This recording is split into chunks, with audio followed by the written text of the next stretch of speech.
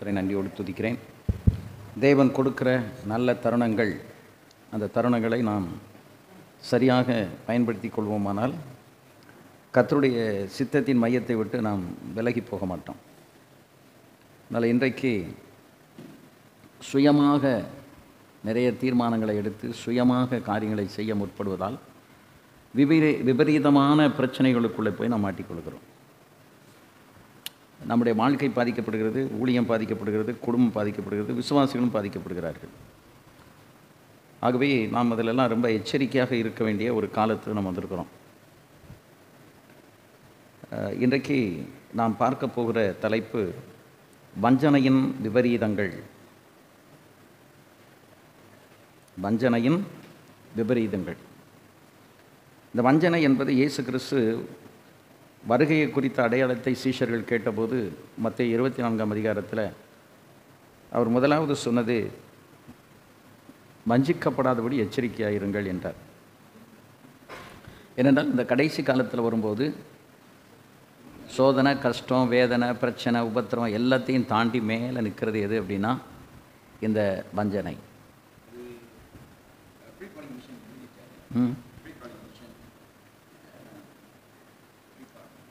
Pre calling vision அது வேறு topic. ஆனால் இது வேறு டாபிக். அதில் என்னெல்லாம் சொன்னோம்?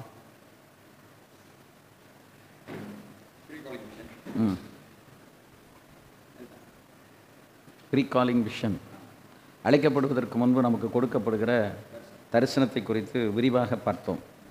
அதில் இன்றைக்கு நாம் பார்க்க போகிறது வஞ்சனையின் விபரீதங்கள்.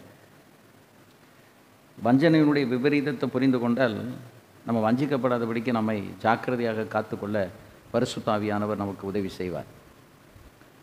விழிப்புணர்வு இல்லாததுனால தான், வேதத்தினுடைய தெளிவும் விழிப்புணர்வும் பரிசுத்தமும் இல்லாததுனால தான் மிக எளிதில் இன்றைக்கு ஊழியக்காரர்களை சத்துருவானவன் வஞ்சித்து போடுகிறான். பெரிய படித்தவர்களும் கூட வஞ்சிக்கப்படுகிறார்கள். நிறைய வருஷம் ஊழியம் செய்தவர்களும் வஞ்சிக்கப்பட்டு போகிறாங்க. நான் ஒரு போதகரும் பேசி கொண்டிருந்த போது அவர் ஒரு காரியத்தை சொன்னார். எனக்கு அதை கேட்குறதுக்கு ஆச்சரியமாக இருந்தது. இந்த வஞ்சனை என்று சொல்லும்போது வயதுக்கேற்ற வஞ்சனை அப்படின்னு ஒரு வார்த்தையை சொன்னார். அப்படின்னா வஞ்சனை என்பது எல்லாருக்கும் ஒன்று போல் இருக்காது. படித்தவங்களுக்கு வித்தியாசமாக இருக்கும், படியாதவங்களுக்கு வித்தியாசமாக இருக்கும், வயதானவங்களுக்கு வித்தியாசமாக இருக்கும், வயதில் குறைந்தவர்களுக்கு, அனுபவத்தில் உள்ளவர்களுக்கு, அனுபவம் குறைந்தவர்களுக்கு, இப்படி அப்படின்னா அந்த வஞ்சனை என்பது பலதரப்பட்ட மக்களுக்கும் என்ன இருக்குது, வித்தியாசமான விதத்திலே வஞ்சிக்கப்படுவார்கள். இப்போ நீங்கள்லாம் வஞ்சிக்கப்படுற மாதிரி நான் வஞ்சிக்கப்பட மாட்டேன். ஆனால் எனக்கும் அந்த வஞ்சனை என்கிற ஒன்றில் நான் ஜாக்கிரதையாக இல்லாவிட்டால் நானும் அதில் சிக்கிக்கொள்ளுவேன். அப்போ என்னுடைய கல்வி அறிவு, அனுபவ அறிவு, அபிஷேகம், கிருபை, ஊழியம், இந்த நிலைப்பாடுகளுக்கெல்லாம் மேலே ஒரு காரியத்தில் நான் வஞ்சிக்கப்பட்டால் தான் நான் இந்த வஞ்சனைக்குள்ளே போய் கத்தரை விலக முடியும். இது யாருக்கு தெரியும்னா சாத்தானுக்கு தெரியும். அப்போது யார் யாரை எதில் வஞ்சிக்கணும், எப்படி வஞ்சிக்கணும் அப்படிங்கிறது அவன் ரொம்ப தந்திரமாக செயல்படுகிறவன். ஆனால் நான் தான் அதில் எச்சரிக்கையாக இருக்க வேண்டும். மனைவியினால் வஞ்சிக்கப்பட்டவர்கள் உண்டு, பிள்ளைகளால் வஞ்சிக்கப்பட்டவர்கள் உண்டு, தன்னோடு இருக்கிறவர்களால் வஞ்சிக்கப்பட்டவர்களும் உண்டு. ஆனால் எல்லாம் இப்படி ஒவ்வொன்றும் தானே தன்னை வஞ்சித்து கொண்டவர்களும் உண்டு. அப்படி நிறைய விதங்களிலே நான் அந்த வஞ்சனையானது நமக்குள்ளே பேலன்ஸ் செய்யும். ஆனால் அந்த வஞ்சனையானது நமக்குள்ளே பேலன்ஸ் செய்யாதபடிக்கு நாம் நம்மை காத்துக்கொள்ள வேண்டியது மிக அவசியம். இன்றைக்கி நீங்கள் பரவலாக பார்க்கும்போது ஒரு காலத்தில் ஆணித்தரமாக வேத வசனத்தை பேசி திட்டமாய் போதித்தவர்களெல்லாம் இன்றைக்கி ரொம்ப ரொம்ப எளிதில் வஞ்சிக்கப்பட்டு கிடக்கிறாங்க. அது அவங்களுக்கு அது புரியாமல் போயிடுச்சா அல்லது ஏன் அந்த வஞ்சனைக்குள்ளே அவங்க போயிட்டாங்க அப்படிங்கிறது நாம் இன்றைக்கி கேள்விக்குறியாக இருக்குது. ஆனால் ஒன்று தெரியுது, நல்ல குடும்பத்திற்காகவும் பிள்ளைகளுக்காகவும் பிள்ளைகளுடைய நலனுக்காகவுமே தான் பேசின பிரசங்கத்தை நிறைய விட்டு கொடுக்க வேண்டியது வருது அப்படிங்கிற ஒரு காரியத்தை நாம் பார்க்குறோம். பிள்ளைகள்லாம் சின்ன பிள்ளைங்களாக இருக்கையில் அடித்து முளைக்கிருப்போம் உபதேசங்கள். இப்படி தான் இருக்கணும், அப்படி தான் இருக்கணும்னு எல்லாரும் ஆணித்தரமாக போதிச்சிருப்போம். பட் அதே நேரத்தில் பிள்ளைகளெல்லாம் வளர்ந்து எடுத்து மேலே வரும்போது நம்ம சொன்னோடி கேட்காம போகும்போது அவர்களுடைய நலனை கருத்தில் கொண்டு நம்முடைய ஜீவியத்தினுடைய டைப்பை மாற்றிடுவோம், உபதேசத்தை மாற்றிடுவோம், போதனையை கூட மாற்றிடுவோம். இப்படி நிறைய காரியங்களை நாம் மாற்றி விடுகிறோம். அது இன்றைக்கி நடக்கிறத நம்ம பார்க்குறோம். ஆனால் அதிலிருந்தெல்லாம் நம்ம தப்பிக்கொள்வதற்கு கிருபை நமக்கு வேண்டும். தேவனுடைய கிருபை இல்லாவிட்டால் இவைகளுக்குள்ளே போய் நாம் சிக்கிக்கொண்டால் அதிலிருந்து நாம் தப்புவிக்கப்பட முடியாது. அல்டிமேட்டாக இந்த உலகத்தில் ரொம்ப மேன்மையாக இருந்துட்டு போகணும் அப்படின்னு நம்ம நினைக்கிறோமே ஒழிய, ஏன் இந்த உலகத்தில் ரொம்ப வஞ்சிக்கப்படாமல் ஏமாற்றப்படாமல் ஜாக்கிரதையாக கவனமாக ஏன் இருக்கணும், அந்த பர்பஸ் என்ன, அந்த நோக்கம் என்ன அப்படிங்கிறத நம்ம காலப்போக்கில் அதை மறந்து விடுகிறோம். ஸோ காலப்போக்கில் அதை நான் மறந்து விடுகிறதுனால அதனுடைய விளைவுகள் என்ன அப்படின்னு பார்த்தா, டோட்டலாகவே நம்முடைய ஜீவியம் வஞ்சிக்கப்பட்டு ஒரு பரிதாபமான ஒரு நிலைக்கு தள்ளப்பட்டு விடுகிறது. இதில் தான் நாம் இன்றைக்கு ரொம்ப வஞ்சனை குறித்து ரொம்ப கவனமாக நாம் இருக்க வேண்டும். நான் 54 வருஷமாக பார்த்து கொண்டே வருகிறேன். இந்த கிறிஸ்தவ ஜீவியத்தில் நல்ல வளர்ந்த ஊழியக்காரர்களும் கூட ஒரு காலகட்டம் வரும்பொழுது அவர்கள் மிக எளிதாக அதை புறக்கணித்து விடுகிறார்கள். நாம் இப்படி பேசியிருக்கிறோமே, இப்படி உபதேசம் பண்ணியிருக்கிறோமே, இப்போ இதற்கு மாறாக நாம் செயல்படலாமா என்று அவர்கள் நினைக்கிறதில்லை. அப்படி அவர்கள் நினைக்காமல் மிக எளிதாக அதில் அவர்கள் போய் சிக்கிக்கொள்கிறதை நாம் பார்க்கிறோம். ஆகவே இதில் நாம் ரொம்ப கவனமாக இருக்கணும். அதனால தான் இந்த டாப்பிக்கை நான் இப்படி கொடுத்தேன், வஞ்சனையின் விபரீதங்கள் அப்படின்னு கொடுத்தது காரணம், வஞ்சனையினால் எப்படியெல்லாம் நம்ம ஒரு விபரீதத்துக்குள்ளே போயிடுறோம். அப்போ நம்முடைய ரட்சிப்பு போயிடுது, நம்முடைய உடன்படிக்கை போயிடுது, பரிசுத்தம் போயிடுது, எதுக்காக கர்த்தர் நம்மை தெரிந்தெடுத்தாருங்கிறது போயிடுது. டோட்டலாகவே அந்த நித்திய ஜீவனுக்கு ஏதுவான சகல காரியங்களும் நம்மை விட்டு அகற்றப்பட்டு விடுகிறது. அப்படிப்பட்ட ஒரு பரிதாபகரமான ஒரு சூழ்நிலைமைக்குள்ளே நாம் தள்ளப்பட்டு விடுகிறோம். அதுவும் இந்த திருச்சபை ஊழியத்தில் இந்த மாதிரி ஒரு வஞ்சனை வரும் பொழுது அது விசுவாசத்தை வலுவிலக்கச் செய்து விசுவாசிகளை வழிதவரச் செய்கிறது. வஞ்சனை என்பது ஊழியத்தில் விசுவாசத்தை வலுவிலக்கச் செய்து விசுவாசிகளை வழிதவரச் செய்து விடுகிறது. விசுவாசத்தில் ஃபெய்த்தில் வலுவை இழந்துட்டோம், பலனை இழந்துட்டோம் அப்படின்னா அதனுடைய அடுத்த கட்டம் வழி தவறி போகிறது தான். இதுவரைக்கும் நம்ம கொண்டிருந்த காரியத்தில் ரொம்ப எளிதாக நாம் தவறி போய்விடுகிறோம். அது சில காரியங்களை பார்க்கும்போது நமக்கு ரொம்ப பயமாக இருக்குது, நடுக்கமாக இருக்குது. அதனால் என்னென்னா இப்போவும் அவங்க அதை தான் செய்த அந்த மிஸ்டேக்ஸ் எல்லாத்தையும் உணர்றாங்களா உணரலையான்னு தெரியல. இன்றைக்கி அவங்க பிரசங்கம் ரொம்ப ஃபோர்ஸாக தான் போயிட்டுருக்கு. அதுதான் எனக்கு புரியலை. அமைதியாவது இருக்கிறாங்களான்னா இல்லை. அது பார்க்குறவங்களுக்கு, வெளியில் பார்க்குறவங்களுக்கு அவங்க ஜீவியம் தெரியாததுனால நம்பி ஏமாந்து போகிறாங்க. இயேசு கிறிஸ்து மத்தேயு 7ஆம் அதிகாரம் 15வது வசனத்தில் 7:15 கள்ளத்தீர்க்கதரிசிகளுக்கு எச்சரிக்கையாயிருங்கள், அவர்கள் ஆட்டுத்தோலை போர்த்து கொண்டு உங்களிடத்தில் வருவார்கள், உள்ளத்திலோ அவர்கள் பட்சிக்கிற ஓநாய்கள் அப்படின்னு சொல்லியிருக்காரு. ஆட்டுத்தோலை போர்த்தி இருப்பார்கள், ஆனால் உள்ளம் எப்படி இருக்கும்? பட்சிக்கிற ஓநாய்களாக இருக்கும். இது யாருக்கு சொல்லியிருக்குன்னா ஆவிக்குரிய ஊழியக்காரங்களுக்கு சொல்லியிருக்கு. ஆவிக்குரிய ஊழியக்காரங்க எப்படி இருப்பாங்களாம்? எப்படி இருந்து கொண்டு வருவார்களாம்? ஆட்டுத்தோலை போர்த்து கொண்டு உள்ளத்திலோ பட்சிக்கிற ஓநாய்கள். அப்போ உள்ளத்துக்கும் அவங்க வெளி தோற்றத்துக்கும் என்ன இல்லை? சம்மந்தமே கிடையாது. பேசுகிறது ஒன்று, செய்கிறது ஒன்று. ஆட்டுத்தோலை போர்த்து கொண்டு உங்களிடத்தில் வருவார்கள், உள்ளத்திலோ அவர்கள் பட்சிக்கிற ஓநாய்கள் அப்படின்னு சொன்னால், ஓநாய்கிட்ட சிக்கனா அவ்வளோதான், அப்படியே பட்சித்து எல்லாத்தையும் கடித்து கொதறி போட்டுரும். ஆகவே இவர்களை எப்படி அடையாளம் கண்டுபிடிப்பது? தேவன் இந்த கள்ள போதகர்களுக்கும் கள்ள தீர்க்கதரிசிகளுக்கும் நீங்கள் எச்சரிக்கையாக இருங்க அப்படின்னு சொல்லி ஆண்டவர் சொல்லியிருக்காரு. ஏன் அப்படின்னு கேட்டால், இவங்க இப்படி இந்த மாதிரி செய்வாங்க அப்படிங்கிறத தெளிவாக சொல்லியிருக்கிறார்.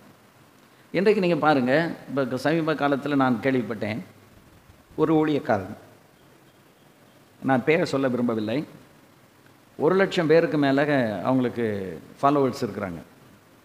இவ்வளவு காலம் நல்ல வேதத்தை பேசிட்டு இப்போ இந்த வேதம் போய் இதை நான் நம்பலை அப்படின்னு சொல்லி ஒரு துரோபதேசத்தை அவனுடைய யூடியூப்பில் போடுறான். இப்போ இவனை பின்பற்றினாங்களே 1,00,000 பேர், இவருடைய கதி என்ன? அப்போ சாத்தான் எவ்வளோ எளிதாக வஞ்சிக்கிறான் பாருங்க. ஒரு 100 பேர், 500 பேர், 1000 பேர் இருக்கிற ஒருத்தன் பின்மாறி போனால் ஒரு 1000 பேரோடு போயிடும். இப்போ இவனுடைய அந்த யூடியூப்பை ஃபாலோ பண்ணி போனவங்க எத்தனை பேர்? 1,00,000த்துக்கும் அதிகம். இப்போ இந்த 1,00,000த்துக்கும் அதிகமான பேருக்கு வசன தெளிவு இல்லை அப்படின்னா ஈஸியாக வஞ்சிக்கப்பட்டு போயிடுவாங்க. அவர்களுக்கு அந்த வேதத்தினுடைய சத்தியம் என்னதுங்கிறது தெரிஞ்சால் தான் போதித்தவனே தவறி போனாலும் போதிக்கப்பட்டவன் நிலை நிற்பான். போதித்தவன் போகலாம், ஆனால் அந்த போதனையை கேட்டவன் என்ன செய்யக்கூடாது? வழி தவறி போயிடக்கூடாது. அதனால் இன்றைக்கு இந்த காரியத்தில் தான் வந்து நிறைய பேர் வழி தவறி போய்கிட்டு இருக்கிறாங்க. வேதத்தினுடைய அறிவு இல்லை, தேவனோட உள்ள தனிப்பட்ட உறவு இல்லை. தேவனோட உள்ள உறவு, அது நான் பின்னாடி உங்களுக்கு என்ன காரணங்கிறத நான் சொல்கிறேன். அந்த காரணத்தை தான் இன்றைக்கி நம்ம பார்க்க போகிறோம். ஆகவே உள்ளான மனுஷன் வெளியான மனுஷன் 2 இருக்குது. வெளித்தோற்றமும் அந்தரங்கமும். இப்போ அந்தரங்கத்தில் பட்சிக்கிற ஓனாய் போல் இருந்துக்கிட்டு வெளியில் பார்த்தா ஆட்டுத்தோலை பொறுத்து கொண்ட தெரிந்தால் ஒரு நாள் அவர்கள் வந்து அந்த உள்ளத்தில் இருக்கிற அவருடைய குணத்தை அவங்க வெளிப்படுத்தி தான் தீருவாங்க. ரொம்ப நாளைக்கு வேஷம் என்ன செய்யாது? செல்லுபடி ஆகாது. வேஷதாரிகள், அந்த வேஷம் வந்து ரொம்ப நாளைக்கு செல்லுபடி ஆகாது. ஒரு நாள் அந்த வேஷம் காட்டி கொடுத்துரும். தப்பு பண்ணுறவன் கத்தர் விட்டுக்கிட்டே இருக்காரு, அதனால் தப்பிடுவான், அவனுக்கு என்ன எல்லாம் தப்பு பண்ணிவிட்டு மாட்டிக்கிட்டா இருக்கான் அப்படின்னு அவனை பார்த்து நீ தப்பு பண்ணிடாத. அதான் வேதம் நமக்கு எச்சரிக்குது. தவறு செய்தவன் உப்பை தின்றவன் தண்ணியை குடிக்கணும், விதைத்தவனாக இருக்கணும். அதனால் நம்ம வந்து இந்த விஷயத்தில் வந்து ரொம்ப எச்சரிக்கையாகவும் ரொம்ப கவனமாக இருக்கணும். அப்படி கவனமாக இல்லை அப்படின்னா நாம் வஞ்சிக்கப்பட்டு போயிடும். இன்றைக்கி அப்படி தான் போயிட்டு இருக்கிறாங்க.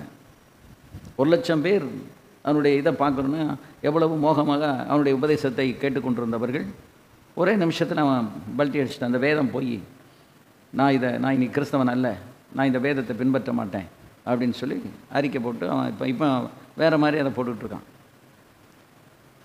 அதாவது தேவனால் பயன்படுத்தப்பட்ட மனிதர்களும் கூட வஞ்சிக்கப்படுவது எளிது. நாம் அதுக்கு ரொம்ப கவனமாக இருக்கணும். அந்த வஞ்சிக்கப்படுறதுக்கு காரணம் என்னங்கிறத தான் இப்போ நம்ம பார்க்க போகிறோம். 2 பேதுரு 2:1 வாசிங்க. 2 பேதுரு 2:1. கள்ளத்தீர்க்கதரிசிகளும் ஜனங்களுக்குள்ளே இருந்தார்கள், அப்படியே உங்களுக்குள்ளும் கள்ளப்போதகர்கள் இருப்பார்கள். அவர்கள் கேட்டுக்கேதுவான வேத பொருட்களை தந்திரமாய் நுழைய பண்ணி தங்களை கிரயத்துக்கு கொண்ட ஆண்டவரை மறுதலித்து தங்களுக்கு தீவிரமான அழிவை வருவித்துக் கொள்வார்கள். வஞ்சனையினுடைய விபரீதம் என்னன்னா தனக்குத்தானே அழிவை தேடிக்கொள்வது, செல்ஃப் டிஸ்ட்ரக்ஷன் அப்படின்னு சொல்லுவாங்க. Self destruction, self destruction. புரியல? சுய அழிவு, தங்களுக்கு தாங்களே அழிவை வருவித்துக் கொள்வார்கள். அதுக்கு பேர் தான் செல்ஃப் டிஸ்ட்ரக்ஷன். இந்த சுய அழிவு, தன்னைத்தானே அழித்துக் கொள்வது ஏன் அப்படின்னு கேட்டால்,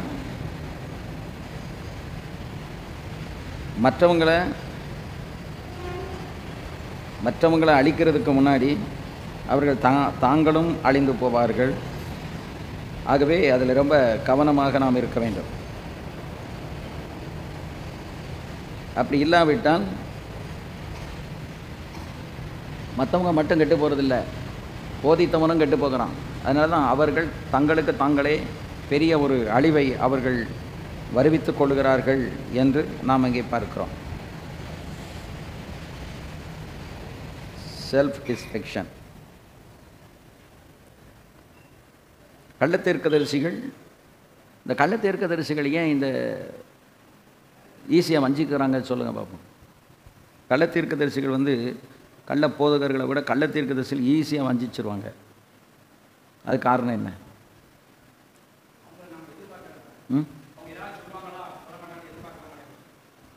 மனிதனுடைய எதிர்பார்ப்பு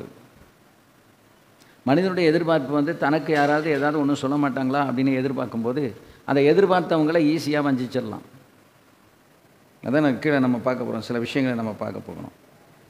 அதாவது பிசாசுனுடைய உபதேசங்கள், இந்த பிசாசுனுடைய உபதேசங்களை சிலர் போதித்து அவர்கள் அந்த போதனையின் மூலமாக உபதேசத்தை வந்து புரட்டிடுவாங்க. அப்போ பிசாசுடைய உபதேசம் ஏன் உள்ளே வருது அப்படின்னா, நீங்கள் பீலையாம் வந்து ஒரு தவறான உபதேசத்தை கொடுத்துட்டு போயிட்டான். தவறான உபதேசத்தை கொடுத்துட்டு போயிட்டான். பாலக் வந்து அவனை கூப்பிட்ட போது அவன் ரொம்ப எளிதாக அந்த தவறான ஒரு உபதேசத்தை உள்ளே விதைச்சிட்டு போனதுனால தான் அந்த பீலையாமினுடைய உபதேசம் இன்னைக்கு வரைக்கும் அது பரவிக்கிட்டு இருக்கு. நிக்கோலாய் மதஸ்தருடைய உபதேசம். நிக்கோலாய் மதஸ்தர் என்பவன் அந்த 7 பேரில் ஒருத்தன். ஆதி திருச்சபையில் பரிமாறுவதற்காக அபிஷேகம் பெற்ற 7 பேரை நியமித்தார்களே, அதில் ஒருத்தன் தான் யார்? நிக்கோலஸ். அப்போ அந்த அளவுக்கு இருந்தவன் என்ன செஞ்சிட்டான்? பிற்காலங்களில் அவன் வஞ்சிக்கப்பட்டு போயிட்டான் அப்படிங்கிறத நம்ம பார்க்குறோம். அப்போ சில உபதேசங்கள் பிசாசுனுடைய இன்ஃப்ளூயன்ஸ் அல்லது வல்லமையினால் மெய்யான விசுவாசத்திலிருந்து விசுவாசிகளை பின்வாங்க செய்கிறது. எந்த உபதேசத்தில் பிசாசின் செல்வாக்கும் தாக்கமும் இருக்கிறதோ அதை நம்ம கண்டுபிடிக்கணும். சில ஊழியர்களுக்குள் அப்படிப்பட்ட ஆவி புகுந்து தான் கிரியை செய்வதனால இந்த உபதேசங்கள் உருவாகிறது. உதாரணமாக நீங்கள் எடுத்துக்கிட்டிங்கன்னா, இயேசு காட்டி கொடுக்கப்படுவதற்கு முன்பு பஸ்காவை ஆசரித்து கொண்டிருக்கிற வேளையில் அப்பத்துணிக்கை எடுத்து அந்த ரசத்தில் தோய்த்து யார் கையில் கொடுத்தாரு? யூதாஸ் கையில் கொடுத்தாரு. அப்போ யூதாஸுக்குள் சாத்தான் புகுந்தான் அப்படின்னு இருக்கு. இந்த சாத்தான் அவனுக்குள்ள புகுந்த உடனே தான் அவன் உடனே புறப்பட்டு போய் இந்த துணிகரமான வேலையை செய்வதற்கு தன்னை அவன் அர்ப்பணித்து கொண்டான். 30 வெள்ளிக்காசுக்காக காட்டி கொடுக்கணும்னு எல்லாம் சம்மதிச்சிட்டான். ஆனால் அதை எக்ஸிக்யூட் பண்ணுறதுக்கு என்ன தேவைப்பட்டது? ஒரு வல்லமை தேவைப்பட்டது. அந்த வல்லமை என்ன வல்லமை? அதான் பிசாசனுடைய வல்லமை. பிசாசனுடைய வல்லமை அவனை பலப்படுத்தி துணிகரமாக போய் இயேசு கிறிஸ்துவை காட்டி கொடுக்கும்படிக்காக அவன் முற்பட்டான். அப்போ இயேசு கிறிஸ்துவோடு கூட இருந்தவன், கடைசி வரைக்கும் நற்கரணையில் பங்கெடுத்தவன், அவன் இவ்வளோ ஒரு எளிதான விதத்தில் வஞ்சிக்கப்பட்டு போனான் அப்படின்னு சொன்னால் அது நமக்கு பார்க்குறதுக்கு ஆச்சரியமாக இருக்குது. இயேசு கிறிஸ்துவோடு கூட இருந்தவன் வஞ்சிக்கப்படுவானா? கூடவே 3 வருஷம் கூடவே இருந்திருக்கிறான், அழைக்கப்பட்டவன், கூட ஆண்டவரோடு இருந்தவன். ஆனால் ரொம்ப எளிதாக அவன் உடனே பிசாசு அவனுக்குள்ளே போந்துக்கிட்டான். அப்போ நீங்கள் அதை பார்க்கும்போது யூதாஸ் வந்து எப்பொழுது பிரதான ஆசாரியர்களோடு கூட ஐக்கியம் வைத்தானோ, நாம் எங்கே பலவீனப்படுதோம் அப்படிங்கிறத நீங்கள் புரிய வேண்டும். எப்போ பிரதான ஆசாரியர்களோடு அவன் ஐக்கியம் வச்சானோ அப்போமே அவன் வந்து பலவீனப்பட்டு விட்டான். விசுவாசத்திலும் மனசாட்சியிலும் அவன் பலவீனப்பட்டு விட்டான். அந்த பலவீனம்தான் அவனை ஆட்கொண்டு எனக்கு என்ன தருவீர்கள் என்கிற ஒரு சபலமான எண்ணம் புத்தி அவனுக்கு வந்தது. இயேசு கிறிஸ்துவோடு இருக்கிறான், ஊழியத்துக்கு போகிறான், வரான். ஆனால் அதே நேரத்தில் வந்து அவன் கேட்டது என்ன அப்படின்னா, எனக்கு எவ்வளவு கொடுப்பீர்கள்? அதுக்கு கொஞ்சம் முன்னாடி பாருங்கள், ஒருத்தி வந்து நலதமன விலையேற பெற்ற தைலத்தை அவள் இயேசுவின் பாதத்தில் உடைக்கிறான். அதுக்கு விலை என்னென்னா 1 வருஷத்துக்கு கூலி. அதை பாதத்தில் உடைத்து தன் தலைமயிரினால் அதை துடைக்கிறாள். தியாகம் பண்ணுறது ஒரு பக்கம், தாழ்மை ஒரு பக்கம். தியாகமும் செய்து அதற்கு இணையாக தாழ்மையாகவும் இருக்கிறதை நாம் பார்க்கணும். தியாகம் செய்தவங்களுக்கு எப்போவுமே நமக்கு உள்ளதுக்குள்ளே என்ன இருக்கும்? ஒரு சின்ன பெருமை இருக்கும். தாழ்மை அதாவது தியாகம் பண்ணுகிறவர்களுக்கு நம்ம ரொம்ப தியாகம் பண்ணிகிட்டு இருக்கோம் அப்படின்னு நாமளே மெச்சிக்கொள்ளத்தக்கதான அளவுக்கு நமக்குள்ளே என்ன இருக்கும்? ஒரு சிறு பெருமை நமக்குள்ளே இருக்கும். யாருக்குள்ளே இருந்தாலும் அது ஒட்டிக்கிட்டு இருக்கும். ஆனால் அப்படிப்பட்ட ஒரு நிலைமையில் இல்லாமல் அவள் வந்து தன்னை தியாகம் பண்ணி தன்னுடைய தலைமயிரினாலே இயேசுவின் பாதத்தை துடைக்கிறார். இதுக்கு மேலே ஒரு பெண் வந்து தாழ்த்த முடியாது. பெண்ணுக்கு ஒரு மகிமையானது எது? தலைமுடி. அந்த தலைமுடி அவ்வளோ சீக்கிரத்தில் விட்டு கொடுத்துட முடியாது. ஆனால் அவள் இயேசுவின் பாதத்தில் கொண்டு வந்து தலைமுடியை சமர்ப்பிக்கிறது ஒன்று தான், தலையை சமர்ப்பிக்கிறதும் ஒன்று தான்.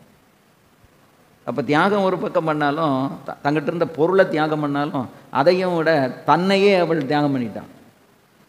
தலைமுடியை கொடுப்பது தன் தலையவே இயேசுவின் பாதத்துக்கு கீழே வைப்பதற்கு சமானம். அந்த அளவுக்கு she humbled herself to wipe the legs of Jesus with her hair.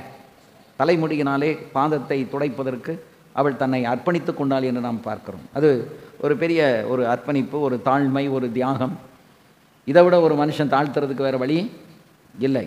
அந்த அளவுக்கு அவள் தன்னை இயேசுவின் முன்பதாக தாழ்த்தினாள். அதெல்லாம் நம்ம நினைக்கும் போது நமக்குள்ள அபிஷேகம் அப்படியே பொங்கி வருகிறதை நாம் பார்க்கிறோம். என்ன ஒரு அருமையான ஒரு தாழ்மை, எவ்வளோ ஒரு பெரிய தியாகம். ஒரு வருடத்துக்கு சம்பாத்தியத்தை கொண்டு வந்து ஆண்டவருடைய பாதத்தில் உடைக்கிறாள். இன்னும் அவர் தன் தலை முடிகினாலே அந்த தைலத்தை அப்படியே அவருடைய பாதத்திலே அவள் துடைக்கிறதை நாம் பார்க்கும் பொழுது உண்மையிலே எனக்கெல்லாம் இது இருதயம் திர்லிங் ஆகி ஒரு அபிஷேகத்தின் நிறைவை நான் இப்பொழுது உணர்கிறேன். அல்லேலூயா. கண்களை மூடி கர்த்தரை ஸ்தோத்திரம் பண்ணுவோம். ரிகமா சதுரவி கந்தரபௌஷபரவா அம்பரபலரபௌக்கமன். அப்படிப்பட்ட ஒரு தாழ்மை எங்களுக்கு வேண்டும். கனக்கபத்துனமி யாரக்கசலரபௌதியா அந்தரபௌஷபரபலரபௌதியா.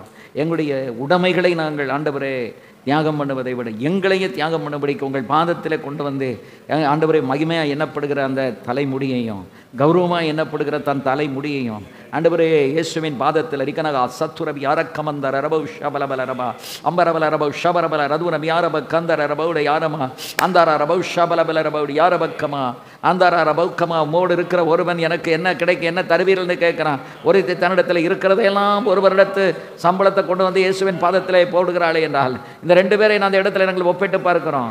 ஒருவன் எவ்வளவு வஞ்சனைக்குள்ளே போயிட்டான், ஒருத்தி எவ்வளவு தெளிவாக தேவனுக்காக இதை கொடுக்க வேண்டும் என்று சொல்லி தம்பர கனம சாந்து ரபியாரக்கமாசியாலபா அம்பரபல ரபௌக்கபர கமந்தர ரபௌ ஷபலபா. எல்லாம் நாவில் நிரம்பி நல்ல அந்நிய பாஷை பேசி கத்திர துதிங்க. திக திக திக திக திகபரா கரபஷியாரபா அந்தர ரபௌட ரபிகனம சமனமனமா. உள்ள வந்து அப்படியே கொழுந்து விட்டு எரியுது, பொங்குது. அவளுடைய செயல் லிகனமா சலுரபியானமா. ஆமேன். யூதாசனுடைய செயல் நமக்கு வருத்தத்தை கொடுத்தாலும் ஒரு ஸ்திரீயினுடைய செயல் நமக்கு மகிழ்ச்சியை கொடுக்கிறது, ஆவியின் நிறைவை கொடுக்கிறது. இது கத்துக்கரபில ரிகனம சந்துரபௌடி அரபா அமரபல ரபௌக்கமன வரம கந்தர ரபௌ ஷபரபரபா. அப்படிப்பட்ட ஒரு நில ரிதியம் தர ரபௌட ரபில ரிகமல ருக்க ஷபரபர ரபௌட ரபியா அப்பிரபில ரபயா ஷுகம் பரம கத ரத்துனகம் மிரஹல ரதியம் தக்ருஷல ரபியானமா அரபல கரபது ரபில ரிதியம் தர ரபௌ ஷப அபிரபர பரபல ரகமன ரதுரதியம் தக்ரப ஷபரபல ரபௌடி அரபக்கமா அப்பிரபல ரபௌ ஷந்தர ரபௌடி அரபல ரதியம் தக்ரபி அரக்கப. எந்த அளவுக்கு தன்னை அவள் தாழ்த்துகிறாள் என்று நாம் பார்க்கிறோம். அதுபோல் அர்ப்பணம். ஒருத்தன் இயேசு கிறிஸ்துவோடு கூட இருந்தவன் நான் காட்டி கொடுக்குறேன் எனக்கு என்ன தருவீங்கன்னு கேட்குறான். எவ்வளோ ஈஸியாக வஞ்சிக்கப்பட்டான் பாருங்கள் அந்த பணத்தினால. ஆனால் ஒரு ஸ்திரீ வந்து என்ன செய்கிறான்னா தன்னிடத்தில் ஒரு வருடத்து கூலின்னு சொல்லப்பட்டிருக்கு. அவ்வளோத்தையும் கொண்டு வந்து எங்கே படைக்கிறான், ஒரு தைலத்தை வாங்கி இயேசுவின் பாதத்தில் உடைச்சிட்டு அது அந்த தலைமயிரினாலே துடைக்க. இதை விட ஒரு ஸ்திரியானவள் தன்னை தாழ்த்துவதற்கு வேறு வழியே இல்லை. அதுவும் அந்த தைலம் இருந்த அந்த பாட்டிலை உடைத்தா பாருங்கள். அதற்கு ஒரு வேத பண்டிதர் வந்து ஒரு விளக்கம் கொடுக்குறாரு. இயேசுவின் பாதத்தில் ஊற்றப்பட்ட தைலம் வைக்கப்பட்ட இந்த பாட்டில் வேறு எந்த ஒன்றுக்கும் உபயோகப்படக்கூடாது என்று சொல்லி அவள் அந்த பாட்டிலையே உடைக்கிறாள்.